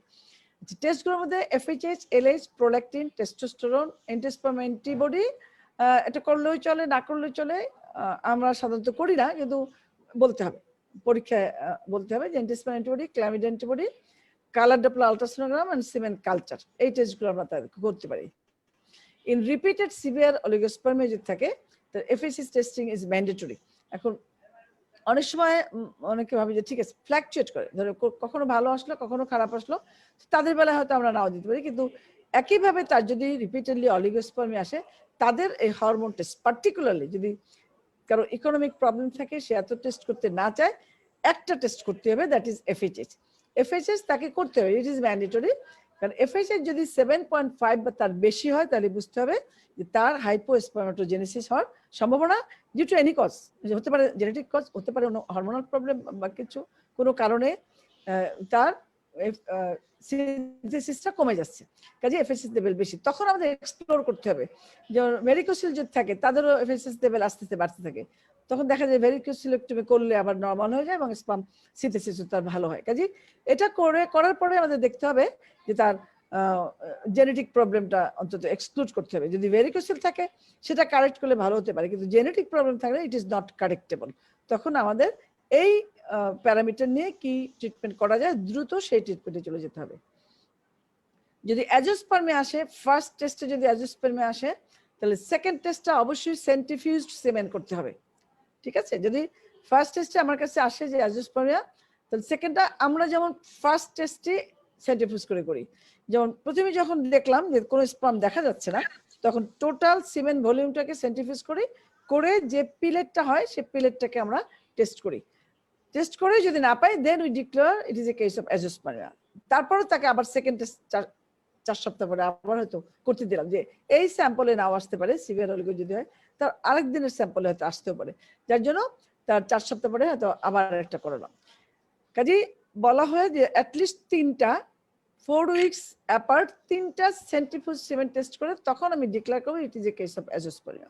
3টা যদি না হয়, 2টো কিন্তু মাস্ট, 2টো টেস্ট 4 সপ্তাহ গ্যাপে সেন্ট্রিফিউজ সিমেন।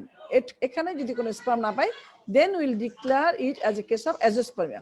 কারণ অনেক পেশেন্টের সেন্ট্রিফিউজ করলে পরে 1টা 2টো স্পার্মও যদি পাওয়া যায়, যেটা যখন 2.5 ml সিমেন যদি থাকে, সেখান থেকে একটা ড্রপলেট যখন নিব, তাতে স্পার্ম নাও থাকতে পারে, কিন্তু অন্য জায়গায় একটা স্পার্ম থাকতে পারে। সেন্ট্রিফিউজ করলে সেটা চলে আসবে, তখন কিন্তু তার ডেফিনেশনে অ্যাজিওস্পার্মিয়া হলো না, তখন হবে সিভিয়ার অলিগোস্পার্মিয়া। শুধু এটুকুর জন্য সেন্ট্রিফিউজ করে করতে হবে যে সে কি সিভিয়ার অলিগোস্পার্মিয়া নাকি অ্যাজিওস্পার্মিয়া। কেন এটা করব? এই দুটো পেশেন্টেরই treatment is the same, treatment হবে ইক্সি। কারণ এত সিভিয়ার অলিগোস্পার্মিয়া মনে করেন 1 মিলিয়ন বা 2 মিলিয়ন, এই 1 মিলিয়ন 2 মিলিয়ন দিয়ে অন্য কোনো উপায় বাচ্চা হবে না এক্সেপ্ট ইক্সি। তাহলে এটা এবং অ্যাজিওস্পার্মিয়ারও ইক্সি করব, স্পার্ম রিট্রিভ করে, দুটোরই ট্রিটমেন্ট সেম। তাহলে কেন আমি সেন্ট্রিফিউজ করে করব? শুধু ইনভেস্টিগেশনটা, ফার্দার ইনভেস্টিগেশন লাগবে না। If it is severe oligospermia, আমি স্পার্ম পেয়ে গেলাম, তার আসে পরিমাণে খুব কম, তার মানে তার সিনথেসিস কম হচ্ছে। কিন্তু অ্যাজিওস্পার্মিয়া হলে তার কি আদৌ সিনথেসিস হচ্ছে, তার কি টেস্টিসের ভিতরে আছে, তো জানি না। কাজে তাকে কিন্তু ফার্দার টেস্ট করতে হবে, যেটা per epididymal sperm aspiration, testicular sperm aspiration অথবা টেস্টিকুলার স্পার্ম এক্সট্রাকশন। আজকে সময় থাকলে তোমাদের দেখাবো আমি কিভাবে পার এপিডিডাইমাল স্পার্ম করে। আমার 9টা আর একটা ওয়েবিনার আছে, যদি না থাকে আরেকদিন তাহলে ক্লাস নিব। তো এইটা করে আমরা দেখব যে টেস্টিসের ভিতরে স্পার্ম আছে কিনা। যদি টেস্টিসের ভিতরে স্পার্ম থাকে, সেটা দিয়ে তখন আমরা এক্সি করব, সেই স্পার্ম রিট্রিভ করে। কিন্তু না থাকলে তার কিন্তু হবে না।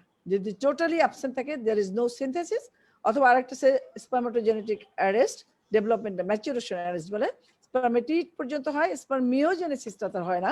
স্পার্মিওজেনেসিস হওয়ার পরে সেকেন্ডারি স্পার্মাটোসাইট বা ম্যাচিউর স্পার্মাটোজোয়া হয়, যেটা মোটিলিটি গেইন করে, মোটাইল হয়, যে ফার্টিলাইজেশন ক্যাপাসিটি ডেভেলপ করে। তো এটা যদি না হয়, আমরা যদি স্পার্মাটোজোয়া না পাই, তাহলে ইক্সি করতে পারবো না। তবে এদের আরেকটা ট্রিটমেন্ট আছে, রশি বলে, যে ওই ইম্যাচিউর স্পার্মটাকেও বের করে ইনজেক্ট করা যায়। সেটা একটা ডিফারেন্ট টেকনোলজি এবং ডিফিকাল্টও। কাজে এই ম্যাচুরেশন অ্যারেস্ট বা টোটালি অ্যাবসেন্ট সিনথেসিস, এগুলো আমরা আইডেন্টিফাই করতে পারবো। যদি স্পার্ম না পাওয়া যায়, তাদের জন্য আর কোনো ট্রিটমেন্ট নাই এক্সেপ্ট ডোনেশন। কাজে এই জন্য আমরা সিমেন্টটাকে সেন্ট্রিফিউজ করে করব। আমার মনে হয় যে খুবই স্পষ্ট করে বলা হলো, এবং এটা মাথায় রাখতে হবে। কিন্তু আবারও বলছি, যারা গাইনোকোলজিস্ট হবে তাদের এটা মাথায় রাখতে হবে যে আমি কেন সেন্ট্রিফিউজ করে করব। সিভিয়ার অলিগোস্পার্মিয়া এবং অ্যাজিওস্পার্মিয়ার মধ্যে কি ডিফারেন্স? ট্রিটমেন্টে কোনো ডিফারেন্স নাই, কিন্তু অ্যাজিওস্পার্মিয়াতে ফার্দার টেস্টিং করতে হবে। যেই টেস্টিংটা সিভিয়ার অলিগো হলে তার লাগতো না, এটাও কিন্তু ইনভেসিভ। তাকে টেস্টিসের ইনসিশন দিয়ে, ক্যাপসুলের ইনসিশন দিয়ে, তারপর টিস্যু সেমিনিফারাস টিউবুলস বের করতে হতে পারে। সেই জন্য এই ইনভেসিভ টেস্ট যাতে না লাগে, সেটার জন্য আমি সার্টিফিকেট করলে, সিভিয়ার অলিগো পেলে, তাহলে এই টেস্টটা করতে হবে না। Again, FSH, LH, prolactin, testosterone, এদেরও করবো। সিভিয়ার অলিগোতে যেমন করবো, অ্যাজিওস্পার্মিয়াদের তো মাস্ট। আর ক্যারিওটাইপিং, যদি অ্যাজিওস্পার্মিয়া থাকে তাদেরকে ক্যারিওটাইপিং করে দেখবো যে তাদের ইয়া আছে কিনা, ক্লিন ফিল্টার সিনড্রোম আছে কিনা, বা অন্য কোনো তার ক্রোমোজোমাল প্রবলেম আছে কিনা। আচ্ছা, এখন যদি হরমোন যখন আমি করব, যদি এই সমস্ত হরমোন নর্মাল পাই, FSH, LH এবং টেস্টোস্টেরন, এই 3টা হরমোনই যদি নর্মাল পাই, তাহলে আমি ধরে নেব it is a case of obstructive azoospermia. তার মানে তার হরমোন ভালো আছে, তার মানে সিনথেসিসে কোনো প্রবলেম নাই, তার আউটলেটে প্রবলেম, তার স্পার্ম বের হতে পারছে না, সেটাকে বলবো অবস্ট্রাকটিভ অ্যাজিওস্পার্মিয়া। আর যদি হরমোন হাই থাকে, যে FSH, LH, টেস্টোস্টেরন সবগুলো যদি হাই থাকে অথবা সবগুলোই যদি লো থাকে তাহলে সেটা হবে নন অবস্ট্রাকটিভ অ্যাজিওস্পার্মিয়া। যদি সবগুলো লো থাকে সেটাকে আমরা বলবো হাইপোগোনাডোট্রপিক হাইপোগোনাডিজম। আর যদি দুটো হাই একটা লো, মানে টেস্টোস্টেরন হলো গোনাডাল হরমোন, এই টেস্টোস্টেরন যদি থাকে আর এইগুলো হলো গোনাডোট্রপিন পিটুইটারি হরমোন, ঠিক আছে? এই পিটুইটারি হরমোন হাই থাকুক লো থাকুক, গোনাডাল হরমোন দুটোই লো, ঠিক আছে? হাই থাকলেও গোনাডাল লো, লো থাকলেও গোনাডাল লো। লো থাকলে সেটাকে বলি হাইপোগোনাডোট্রপিক হাইপোগোনাডিজম, হাই থাকলে বলি হাইপার গোনাডোট্রপিক হাইপোগোনাডিজম। তাহলে গোনাডোট্রপিন পিটুইটারি হরমোন যখন হাই থাকবে তখন hyper gonadotropic hypogonadism, pituitary hormone যখন লো থাকবে তখন হাইপোগোনাডোট্রপিক হাইপোগোনাডিজম। এটার মধ্যে যেটা হাইপো সেটাকে একটা ট্রিটমেন্টের স্কোপ আছে, সেটাও নন অবস্ট্রাকটিভ, মানে তার মানে সিনথেসিস হচ্ছে না, তার তার ভাস ডিফারেন্স বাইলাটারালি ঠিক আছে, সিনথেসিস হচ্ছে না। একে একটা ট্রিটমেন্টের স্কোপ আছে হরমোন দিয়ে। শুধু এটা জানো তোমরা, তোমাদের কিভাবে ট্রিটমেন্ট করা জানার দরকার নেই, এর মেডিকেল ট্রিটমেন্টের স্কোপ আছে হরমোন দিয়ে।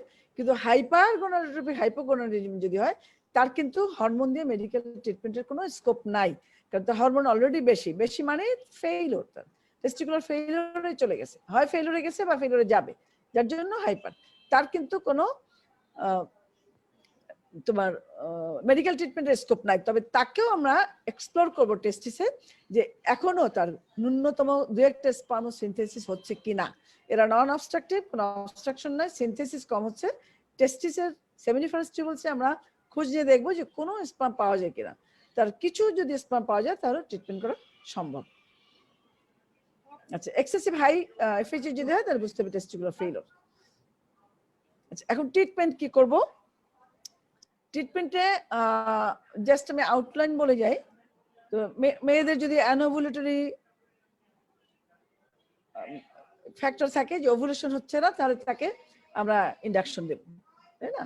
আবার যদি ওভুলেটরি থাকে কিন্তু প্রেগনেন্সি হচ্ছে না, তাদেরকে আনএক্সপ্লেইনড যারা, তাদের ওভুলেশন হচ্ছে রেগুলার, তাকেও দেব। এখন এটা সবসময় যে আনএক্সপ্লেইন থাকে তা না, একটা প্রবলেম আছে যে লুটিয়াল ফেজ ডিফেক্ট বলে, যে কর্পাস লুটিয়ামটা হচ্ছে, তার ওভুলেশন হচ্ছে, কর্পাস লুটিয়াম হচ্ছে, but corpus luteal function is not very competent efficient. কাজে কম্পিটেন্ট কর্পাস লুটিয়াম না, যে তার যে প্রজেস্টেরন রিলিজ করে, সেই progesterone is not enough for developing endometrial bed or keeping hold the pregnancy, যার জন্য তার এটাকে আমরা বলি লুটিয়াল ফেজ ডিফেক্ট। এই লুটিয়াল ফেজ ডিফেক্ট যদি থাকে তাদেরকে আমরা ড্রাগ দিয়ে স্টিমুলেশন দিলে বেটার কোয়ালিটি এগ যদি হয় তাহলে বেটার কোয়ালিটি কর্পাস লুটিয়াম হওয়ার সম্ভাবনা থাকে। কাজে এরা আনএক্সপ্লেইন নাও হতে পারে। আমরা যদি আরো ফার্দার টেস্টিং করি, যদি প্রজেস্টেরন করি, তাহলে দেখতে পাবো যে progesterone level is very low. তাদেরকে আমরা এটাকে বলবো স্টিমুলেশন বা সুপার ওভুলেশন। এখানে ইন্ডাকশন বলবো না, তাই না? ইন্ডাকশন হলো যার ওভুলেশন হয় না তাকে যখন ড্রাগ দেবো সেটা হলো ইন্ডাকশন, আর যার ওভুলেশন হয় তাকে যখন দিব সেটাকে বলবো সুপার ওভুলেশন আর স্টিমুলেশন। তাদেরও আমরা দিব 6 ওভুলেটরি সাইকেল। প্রত্যেকটা পেশেন্টেরই আমরা ড্রাগ দেওয়ার পরে অ্যাটলিস্ট একটা সাইকেল মনিটর করে দেখবো যে এই ড্রাগে তার ওভুলেশনটা হচ্ছে কিনা। যদি না হয় তাহলে ড্রাগের ডোজ বাড়াতে হতে পারে, অথবা আমি অন্য কোনো ড্রাগে সুইচ ওভার করতে পারি, ইনজেকশন দিতে পারি, যেটা দিয়ে আমার ওভুলেশনটাকে এনশিওর করতে হবে।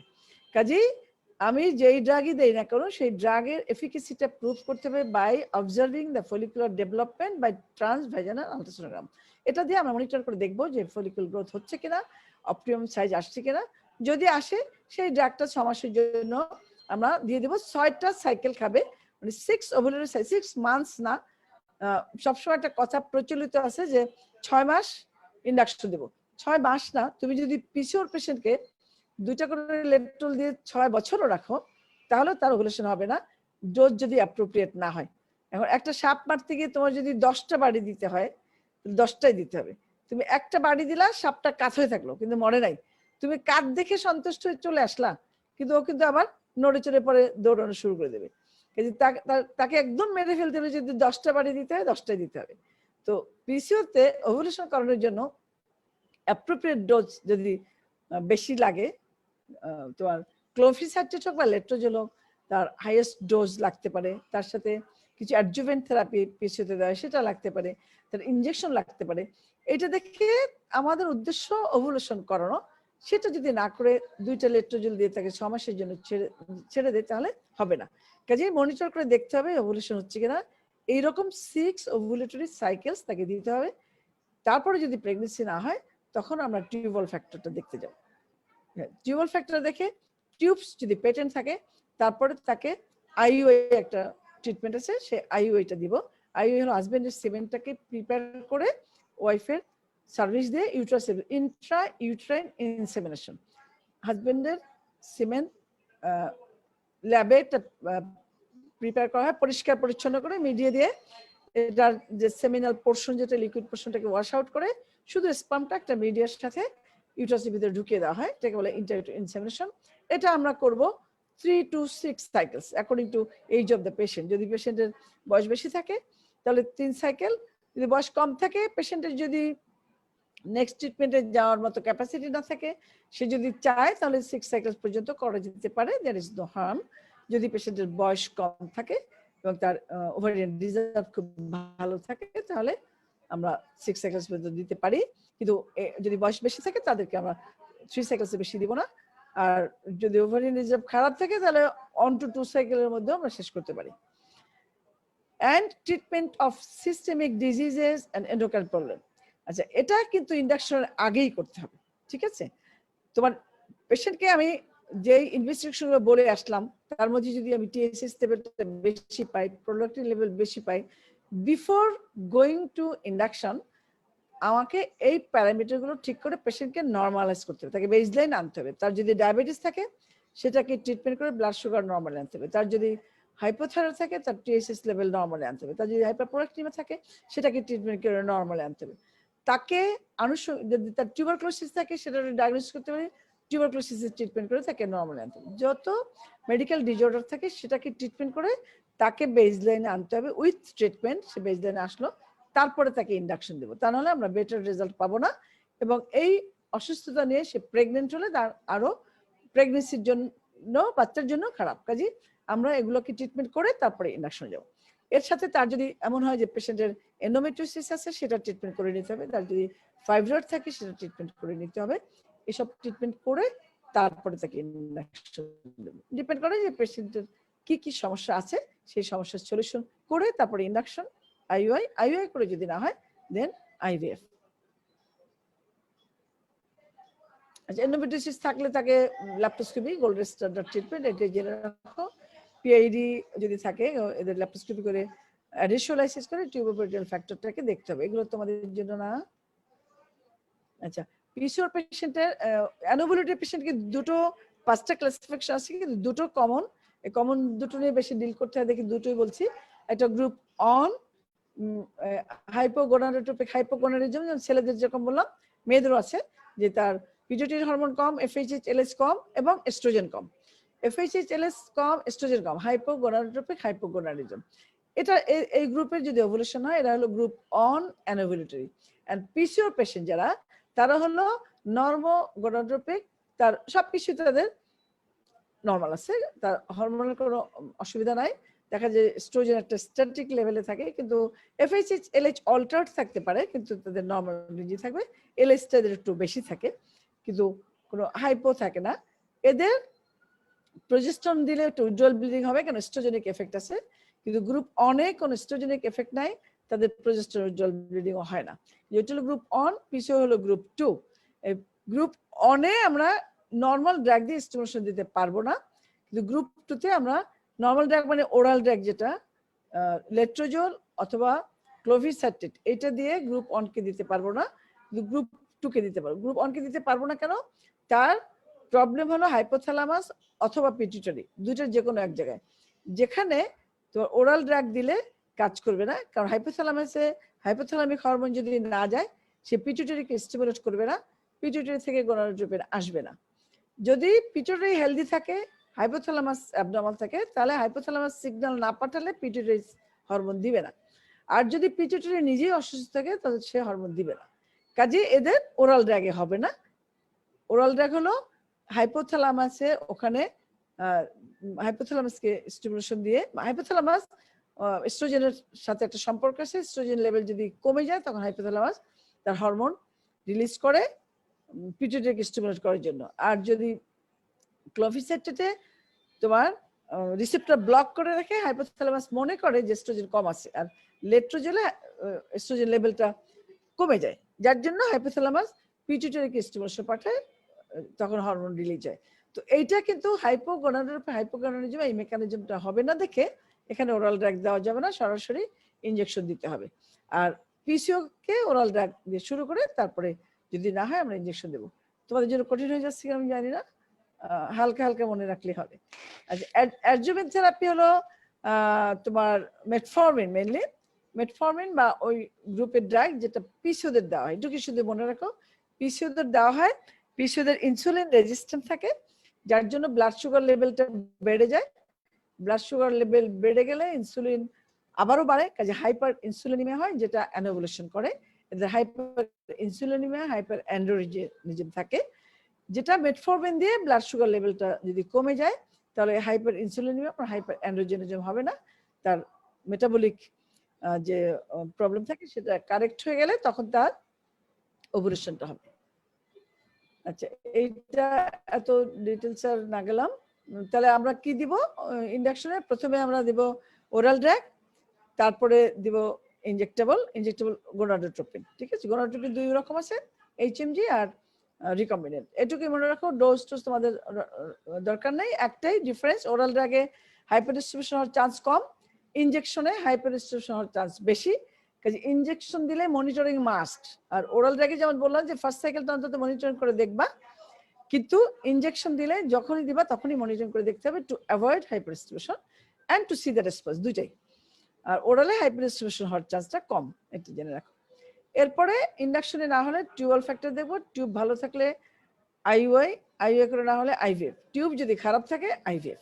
তাহলে টিউবওয়েল ফ্যাক্টর দেখার পরে টিউব ভালো থাকলে আইভিএফ, টিউব খারাপ থাকলে আইভিএফ একবার, টিউব যদি ব্লক থাকে বা কোনো ড্যামেজ থাকে তাহলে আইভিএফ।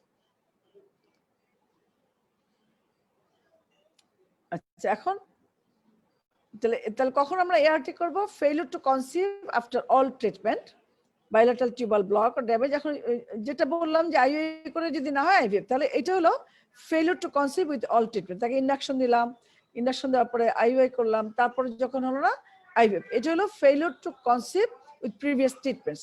ধাপে ধাপে সমস্ত ট্রিটমেন্ট করার পরেও হলো না তখন। আর হলো অ্যাবসলিউট ইন্ডিকেশন, যে bilateral tubal damage, bilateral tubal block অথবা অ্যাবসেন্ট। যদি কারো দুইবার একটোপিক হয় তাহলে দেখা যাবে যে দুইবার তাকে সালপিনজেক্টমি করা হয়ে গেছে, কাজে টিউব লস্ট, তার bilateral tubal absence. And moderate to severe endometriosis যদি থাকে তাদেরকে আমরা ফার্স্ট চয়েস আইভিএফ হওয়া উচিত, আমরা সেটাই বলি। কিন্তু যদি পেশেন্টের ক্যাপাসিটি না থাকে তখন হয়তো আমরা সার্জারি করে তাকে দেখা যেতে পারে, তবে আইডিয়ালি ফার্স্ট চয়েস হলো আইভিএফ। আচ্ছা, এইগুলো ছেলেদেরটা বলে এসছে। ইম্পর্টেন্স আবার কারণ আছে, এটা তোমাদের জানার দরকার, কজেস অফ ইম্পর্টেন্স জানার দরকার নেই। আচ্ছা, এদের ট্রিটমেন্টে কি যাব? প্রথমে লাইফস্টাইল মডিফিকেশন, যদি অলিগো থাকে, অ্যাজো থাকলে আর না, কিন্তু অলিগো যদি থাকে তাদেরকে আমরা একটু দেখতে পারি যে লাইফস্টাইল মডিফিকেশন করে কিছু চেঞ্জ হয় কিনা। যদি অ্যালকোহল নেয় সেটা অমিট করতে বলবো, যদি প্রিসিপিটেটিং ফ্যাক্টর থাকে তাদের, যদি অ্যালকোহল নেয় সেটা অমিট করতে বলবো, স্মোকিং বন্ধ করতে বলবো, গরম এনভায়রনমেন্টে যদি কাজ করে সেটা অমিট করতে বলবো। যদি কেউ সালফাইসালাজিন নেয় তাকে বলে দেখতে পারি যে ডাক্তার উইথড্র করে তার সে ভালো থাকতে পারে কিনা। আমরা হয়তো সেই ফিজিশিয়ানের সাথে কনসাল্ট করলাম যে আমি 6 মাসের জন্য ডাক্তার বন্ধ রাখতে পারি কিনা। অনেকেই কিন্তু আতিক ভাই প্রায় পেশেন্টদের অফ রাখেন, অফ থেকে আবার একটা ট্রিটমেন্টের স্কোপ দেন। হ্যাঁ, তো এটা এভাবে করা যেতে পারে। যদি তার সিমটম আবার রিকার করে তাহলে হয়তো আবার ড্রাগে যেতে পারে। যে এটা অফ অ্যান্ড অন করা যায়, দেখে অফ করে দেখলাম যে তার সিমেন ইমপ্রুভ করে কিনা, অ্যাটলিস্ট আইইউআই পর্যন্ত যদি করা যায়, নর্মাল না হলো, কাজে স্টেরয়েড দিলে সেটা অমিট করলো। এই কিছু লাইফস্টাইল মডিফিকেশন করে হয় কিনা, খাবার দাবারে কিছু তাকে ফ্রেশ ভেজিটেবলস, ফ্রুটস এগুলো যদি সে খেতে পারে, সেই সুবিধা যদি থাকে তাহলে সেটা অ্যাভেল করতে বলতে হবে। এগুলো করে কিছুটা বলা হচ্ছে যে 90% ছিল ইডিওপ্যাথিক, 90% যদি ইডিওপ্যাথিক হয় তাহলে actually there is no treatment, হ্যাঁ, যার কারণে জানি না, ট্রিটমেন্ট কেমন করে করবো। অনলি 10% হলো এই সমস্ত কারণে হতে পারে। যদি সেটা হয় তাহলে সেই আমরা সেভাবে করে দেখতে পারি। অনেক অ্যান্টি হাইপারটেনসিভ অলিগোস্পার্মিয়া করে, যেমন কিছু, তারপরে অ্যান্টি আলসারেন্ট সামিটিডিন সেটা কিন্তু করতে পারে। তারপরে রিসাপিন অ্যান্টি হাইপারটেনসিভ তারা করে। এই জিনিসগুলো তাহলে অমিট করে আমাদের দেখতে হবে। বিরাট একটা লিস্ট আছে যে কারা কারা স্পার্ম সিনথেসিসে প্রবলেম করে। বিভিন্ন ইনফেকশন যে থাকে তারা স্পার্মের মেমব্রেন ড্যামেজ করে, রিঅ্যাক্টিভ অক্সিজেন স্পেসিস রিলিজ করে। সেগুলো কারেক্ট করলাম, যদি কোনো রকম পাই তার মেডিকেল ডিজিজ থাকলে সেটা ট্রিটমেন্ট করতে হবে। এগুলো করে যদি চেঞ্জ হয় প্যারামিটার তাহলে একটা নর্মাল ট্রায়াল দেওয়া যেতে পারে। যদি চেঞ্জ না হয় তাহলে অলিগোস্পার্মের জন্য আইওআই, তাতেও যদি না হয় আইভিএফ। আচ্ছা, এখন কজেস অফ অ্যাজোস্পার্মিয়া কি কি আছে? নন অবস্ট্রাকটিভের মধ্যে failure to non obstructive and obstructive. Non-obstructive incomplete development of testes, undescended testes or late descent and damage, mumps, orchitis, damage by operation, accident, radiation and exposure to heat. Obstructive holo bilateral non-obstructive disease of testis, tumor, tuberculosis, syphilis এগুলো যদি থাকে, এবং কোনো ড্রাগের জন্য হোক বা কিছু যদি ডিপ্রেশন অফ টেস্টিকুলার অ্যাক্টিভিটি, মানে প্রি টেস্টিকুলার কারণে টেস্টিকুলার হ্যাম্পার করে, ফাংশন যখন হ্যাম্পার করে, সেজন্য অনেকগুলো হতে পারে। যার জন্য এটা কিন্তু আরেকটা ক্লাসিফিকেশন, যে pre testicular, testicular, post testicular. Testicular হলো টেস্টিসের নিজের যে অসুখ হয় সেটার জন্য, প্রি টেস্টিকুলার অন্যান্য কারণ, যে এন্ডোক্রাইন কারণ হোক বা মেডিকেল ডিজিজ হোক, সেই কারণে টেস্টিকুলার সিনথেসিস বন্ধ করে। আর পোস্ট টেস্টিকুলার হলো যেটা, যেমন যেটা বের হতে পারে না, অবস্ট্রাকটিভ যেটা, সেটা হলো পোস্ট টেস্টিকুলার। তো অবস্ট্রাকটিভ হলো bilateral obstruction of epididymis and vas difference.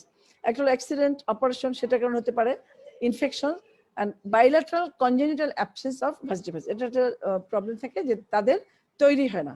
হ্যাঁ, এদের যে সিস্টিক ফাইব্রোসিস যাদের থাকে তাদের এরকম থাকে যে তাদের দুইটা ভাস ডিফারেন্স, এদের সেমিনিফারাস টিউবুলস, সেমিনাল ভেসিকল অনেক সময় অ্যাবসেন্ট থাকে এদের সাথে। Bilateral vas deferens and seminal vesicles এগুলো অ্যাবসেন্ট থাকে। তাহলে যেটা হয় যে স্পার্ম সিনথেসিস হলেও আসতে পারে না। এন্ড কনজেনিটাল ডেভেলপমেন্টাল অবস্ট্রাকশন, এগুলো হলো অবস্ট্রাকটিভ। ইনভেস্টিগেশন বলে এসেছি, এগুলো সব বলে এসেছি। আচ্ছা, ট্রিটমেন্টও তো বললাম যে অ্যাভয়েডেন্স অফ ড্রাগস এন্ড তার লাইফস্টাইল মডিফিকেশন। কিছু এম্পিরিক্যাল ট্রিটমেন্ট আছে, এটা তোমাদের জানার দরকার নেই। এম্পিরিক্যাল ট্রিটমেন্ট, এটা নিয়ে নানা কন্ট্রোভার্সি আছে। কেউ বলে এফেক্টিভ, কেউ বলে এফেক্টিভ তো নাই, বরং ক্ষতি করে, যার জন্য এম্পিরিক্যাল ট্রিটমেন্ট না দেওয়াই ভালো। No role of hormone treatment in হাইপারে বলে আসছি যে হাইপোতে আমরা হরমোন দিতে পারি। এরপরে হলো যে বেশিরভাগই মেল ইনফার্টিলিটির আসলে বেশিরভাগই ট্রিটমেন্ট হলো আইওআই অ্যান্ড আইভিএফ। যখনই মেল ইনফার্টিলিটি থাকবে তাদের স্পার্ম যদি একটু সহনীয় মাত্রার খারাপ হয় তাহলে আইওআই, আর যদি সিভিয়ার খারাপ হয়, সিভিয়ার অ্যাবনর্মালিটি, তাহলে এআরটির মধ্যেও আবার দুটো, একটা আইভিএফ এবং একটা ইক্সি। তো অলিগোস্পার্মের কাউন্ট অ্যাটলিস্ট 10-এর বেশি থাকতে হবে, তাহলে আইওআই করা যাবে। অ্যাস্থেনোতে মোটিলিটি অ্যাটলিস্ট 20%-এর বেশি হতে হবে, তাহলে আইওআই করতে হবে। ইম্পর্টেন্সে সিমেন প্যারামিটার খারাপ থাকে না, যেহেতু সে পারফর্ম করতে পারে না, সেই জন্য আমরা আইওআই করলাম। রেট্রোগ্রেড ইজাকুলেশনে যেই সিমেন্টটা ব্লাডারের ভিতরে গেল, সেটা পোস্ট কয়েটাল টেস্ট করে আমরা দেখি যে ইউরিনের মধ্যে গেল কিনা। যদি ইউরিনে পাওয়া যায় তাহলে আমরা বুঝবো রেট্রোগ্রেড ইজাকুলেশন। তো ওই ইউরিন তার কয়েটাসের আগে তাকে অ্যালকালি খাওয়াই নিতে হয়, ইউরিনটাকে অ্যালকালাইন করার জন্য, কারণ অ্যাসিডিক ইউরিনের মধ্যে স্পার্মটা মরে যাবে। কাজে অ্যালকালাইন করার জন্য তাকে অ্যালকালি দিয়ে অ্যালকালাইন করে সেই পোস্ট কয়েটাল যে ব্লাডারে যেটা জমা হলো তখন সে মিক্সচারেশন করে যে ইউরিনটা দিবে, সেই ইউরিনটাকে সেন্ট্রিফিউজ করে, সাধারণত আমরা অনেক সময় মিডিয়ার মধ্যে কালেক্ট করি যাতে স্পার্মের ভায়াবিলিটিটা ভালো থাকে, ওটাকে সেন্ট্রিফিউজ করে স্পার্ম বের করে সেটা দিয়ে যদি ভালো হয় কাউন্ট মোটিলিটি, তাহলে আইভিএফ করা যেতে পারে। আর যদি কাউন্ট মোটিলিটি ভালো না থাকে তাহলে আইভিএফ করা যেতে পারে। যদি অ্যান্টিস্পার্ম অ্যান্টিবডি থাকে ডেফিনেটলি আইভিএফ করতে হবে। ফ্রোজেন সিমেন্ট যদি থাকে তাহলে আইভিএফ দুটোই করা যেতে পারে। এখানেও ফ্রোজেন সিমেন্ট আমি লিকুইড নাইট্রোজেন থেকে বের করে যদি দেখি স্পার্মের মোটিলিটি ভালো আছে তাহলে আইভিএফ করা যেতে পারে, যদি ভালো না থাকে তাহলে আইভিএফ। এআরটির মধ্যে আইভিএফ যদি করি 5 বিলিয়নের বেশি হলে আইভিএফ, যদি 5 বিলিয়নের কম হয় তাহলে এক্সি। আচ্ছা, অ্যাজিওস্পার্মিয়া যদি নন অবস্ট্রাকটিভ হয় তাহলে ICSI is the only option, ICSI ছাড়া আর কোনো কিছু করার নাই। কিন্তু অবস্ট্রাকটিভ যদি হয় এবং সেটা যদি bilateral absence of vas difference হয় তাহলে অবশ্যই ইক্সি। কিন্তু যদি ভাস ডিফারেন্স ব্লক থাকে অথবা কারো ভ্যাসেক্টমি যদি করে তার ভ্যাসেক্টমি রিভার্সাল করা যেতে পারে, আর যদি বাইলেটারাল ব্লক থাকে তাহলে ভ্যাসোস্টমি করা যেতে পারে। কাজে এদের ইক্সির বাইরেও সার্জিক্যাল ট্রিটমেন্ট আছে, ভ্যাসোস্টমি করে দেখা যেতে পারে। যদি মেয়েটা ইয়াং থাকে, বেশি বয়স হলে হাতে যেহেতু সময় বেশি থাকবে না তার জন্য প্রযোজ্য না। ইয়াং মেয়ে যদি থাকে এবং ব্লকের আগে যথেষ্ট পরিমাণে স্পার্ম থাকে, তাহলে যদি দেখা যায় যে এপিডিডার্মিস স্পার্মের পরিমাণ খুব কম, এটা আমাদের টেস্ট করে নিতে হবে। এপিডিডার্মিস স্পার্ম যদি এমন কম থাকে যেটার জন্য আমাকে টেস্ট টিউব করতে হবে, তার কিন্তু সার্জারি করে কোনো লাভ নাই, তাহলে তার সার্জারি করব না। যদি তার খুব ভালো স্পার্মেটোজোয়া থাকে, মেয়েটার বয়স যদি কম থাকে, যাদের হাতে অন্তত 2-4 বছর সময় আছে, তাকে সময় দিতে পারি, তাহলে তার ভ্যাসোস্টমি করা যেতে পারে। তাহলে নন অবস্ট্রাকটিভে সার্জারি করা যেতে পারে, তা না হলে এআরটি, আর অবস্ট্রাকটিভে ডেফিনেটলি এআরটি, এবং সেটা হবে ইক্সি, ইভেন নট আইভিএফ। তার স্পার্ম ভিতর করে নন অবস্ট্রাকটিভে তো আমি এপিডিডার্মিসে পাবো না, একেবারেই টেস্টিকুলার স্পার্ম নিতে হবে। টেস্টিসের সেমিনিফারাস টিউবস থেকে নিয়ে সেখান থেকে আমরা করবো, দেখে এটাকে অবশ্যই ইক্সি করতে হবে। তো এটাই তোমাদের ইক্সি এবং ইয়ে দেখানো যেত। দেখি আমার ওখানে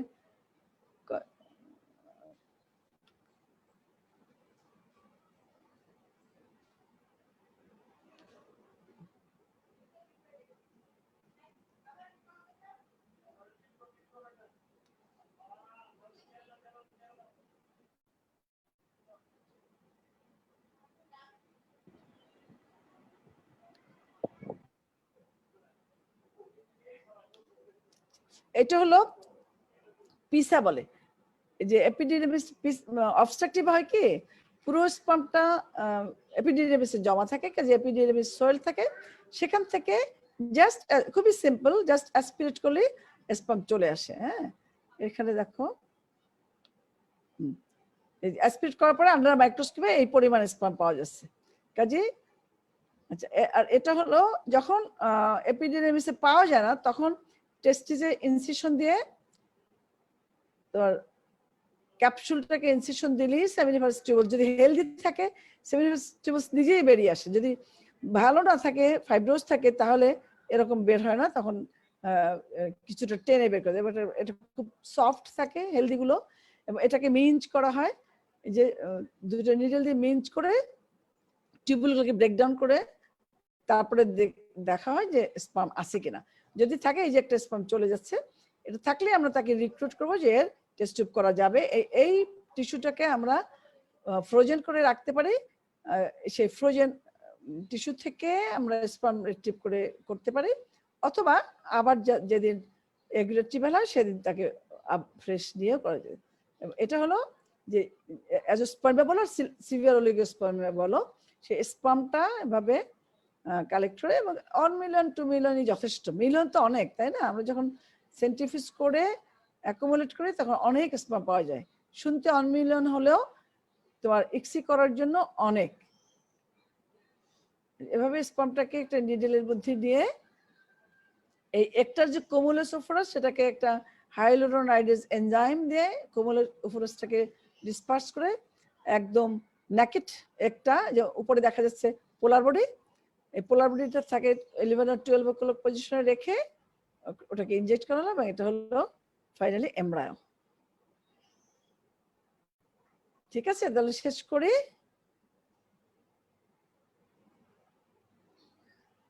হ্যাঁ ম্যাম, তাহলে তোমাদের কোনো কোশ্চেন আছে? ম্যাম একটা দুটো কোশ্চেন, মানে ম্যাম কিছু কোশ্চেন ছিল। একটা দুটো কোশ্চেন বলো ম্যাম। একজন কোশ্চেন করছে ম্যাম, হচ্ছে 5 to 6 মান্থ যদি ওসিপি ইউজ করে কোনো ফিমেল, তাহলে কি তার এমন কোনো অসুবিধা হতে পারে কিনা ইনফার্টিলিটি জাতীয়? না না না, নেভার। ওসিপির সাথে ইনফার্টিলিটির সম্পর্ক নাই।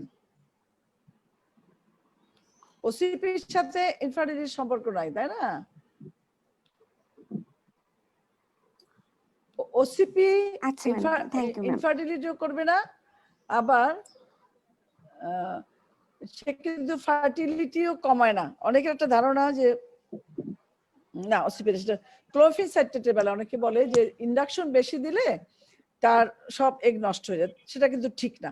আমি যদি যেই সাইকেলে ক্লোরোফিন সাইট্রেট দিব ওই সময় যে রিক্রুটমেন্ট সেইখান থেকে এগ নিয়ে আসবে, তার কিন্তু অগ্রিম কিছু নিবে না, কাজে তার স্টোরে যেটা থাকে মানে সারা বছরই কিন্তু রিক্রুটমেন্ট হতে থাকে এভরিডে। তো আজকের যে রিক্রুটমেন্ট সেখান থেকে সে নিল, এই সাইকেলে আমি একদিন বলবো না, তোর পরিফেরি ফেজে যে 14 দিন, এর মধ্যে এই 14 দিনের মধ্যে যে রিক্রুটমেন্ট আছে সেখান থেকে সে নিবে, এর বাইরে কিন্তু নিবে না। তুমি যদি ড্রাগ দাও তাহলেও সে নিল, ড্রাগ যদি নাও দাও তাহলে সে অটোমেটিক্যালি নষ্ট হয়ে যাবে, এক্সট্রা কিছু নষ্ট করে না। আর ওসিপি দিলে এটাকে থামিয়েও রাখতে পারে না, কাজে ওসিপি দিলে তার কোনো ক্ষতিও হয় না, থামিয়েও রাখতে পারে না। নেক্সট অন্য কোনো কোশ্চেন? থ্যাংক ইউ তোমরা ম্যাম। বুঝছো সবাই? আমি কি খুব ম্যাম শেষের দিকে খুব দ্রুত গেছি? বুঝতে অসুবিধা হয়েছে? ম্যাম দুইটা টিউব যদি ব্লক না ম্যাম, থাকে, অসুবিধা হয়নি ম্যাম, খুব ভালো লেগেছে। হ্যাঁ বলো, দুইটা টিউব যদি ব্লক থাকে সেক্ষেত্রে মানে কিভাবে ট্রিটমেন্ট করা হবে?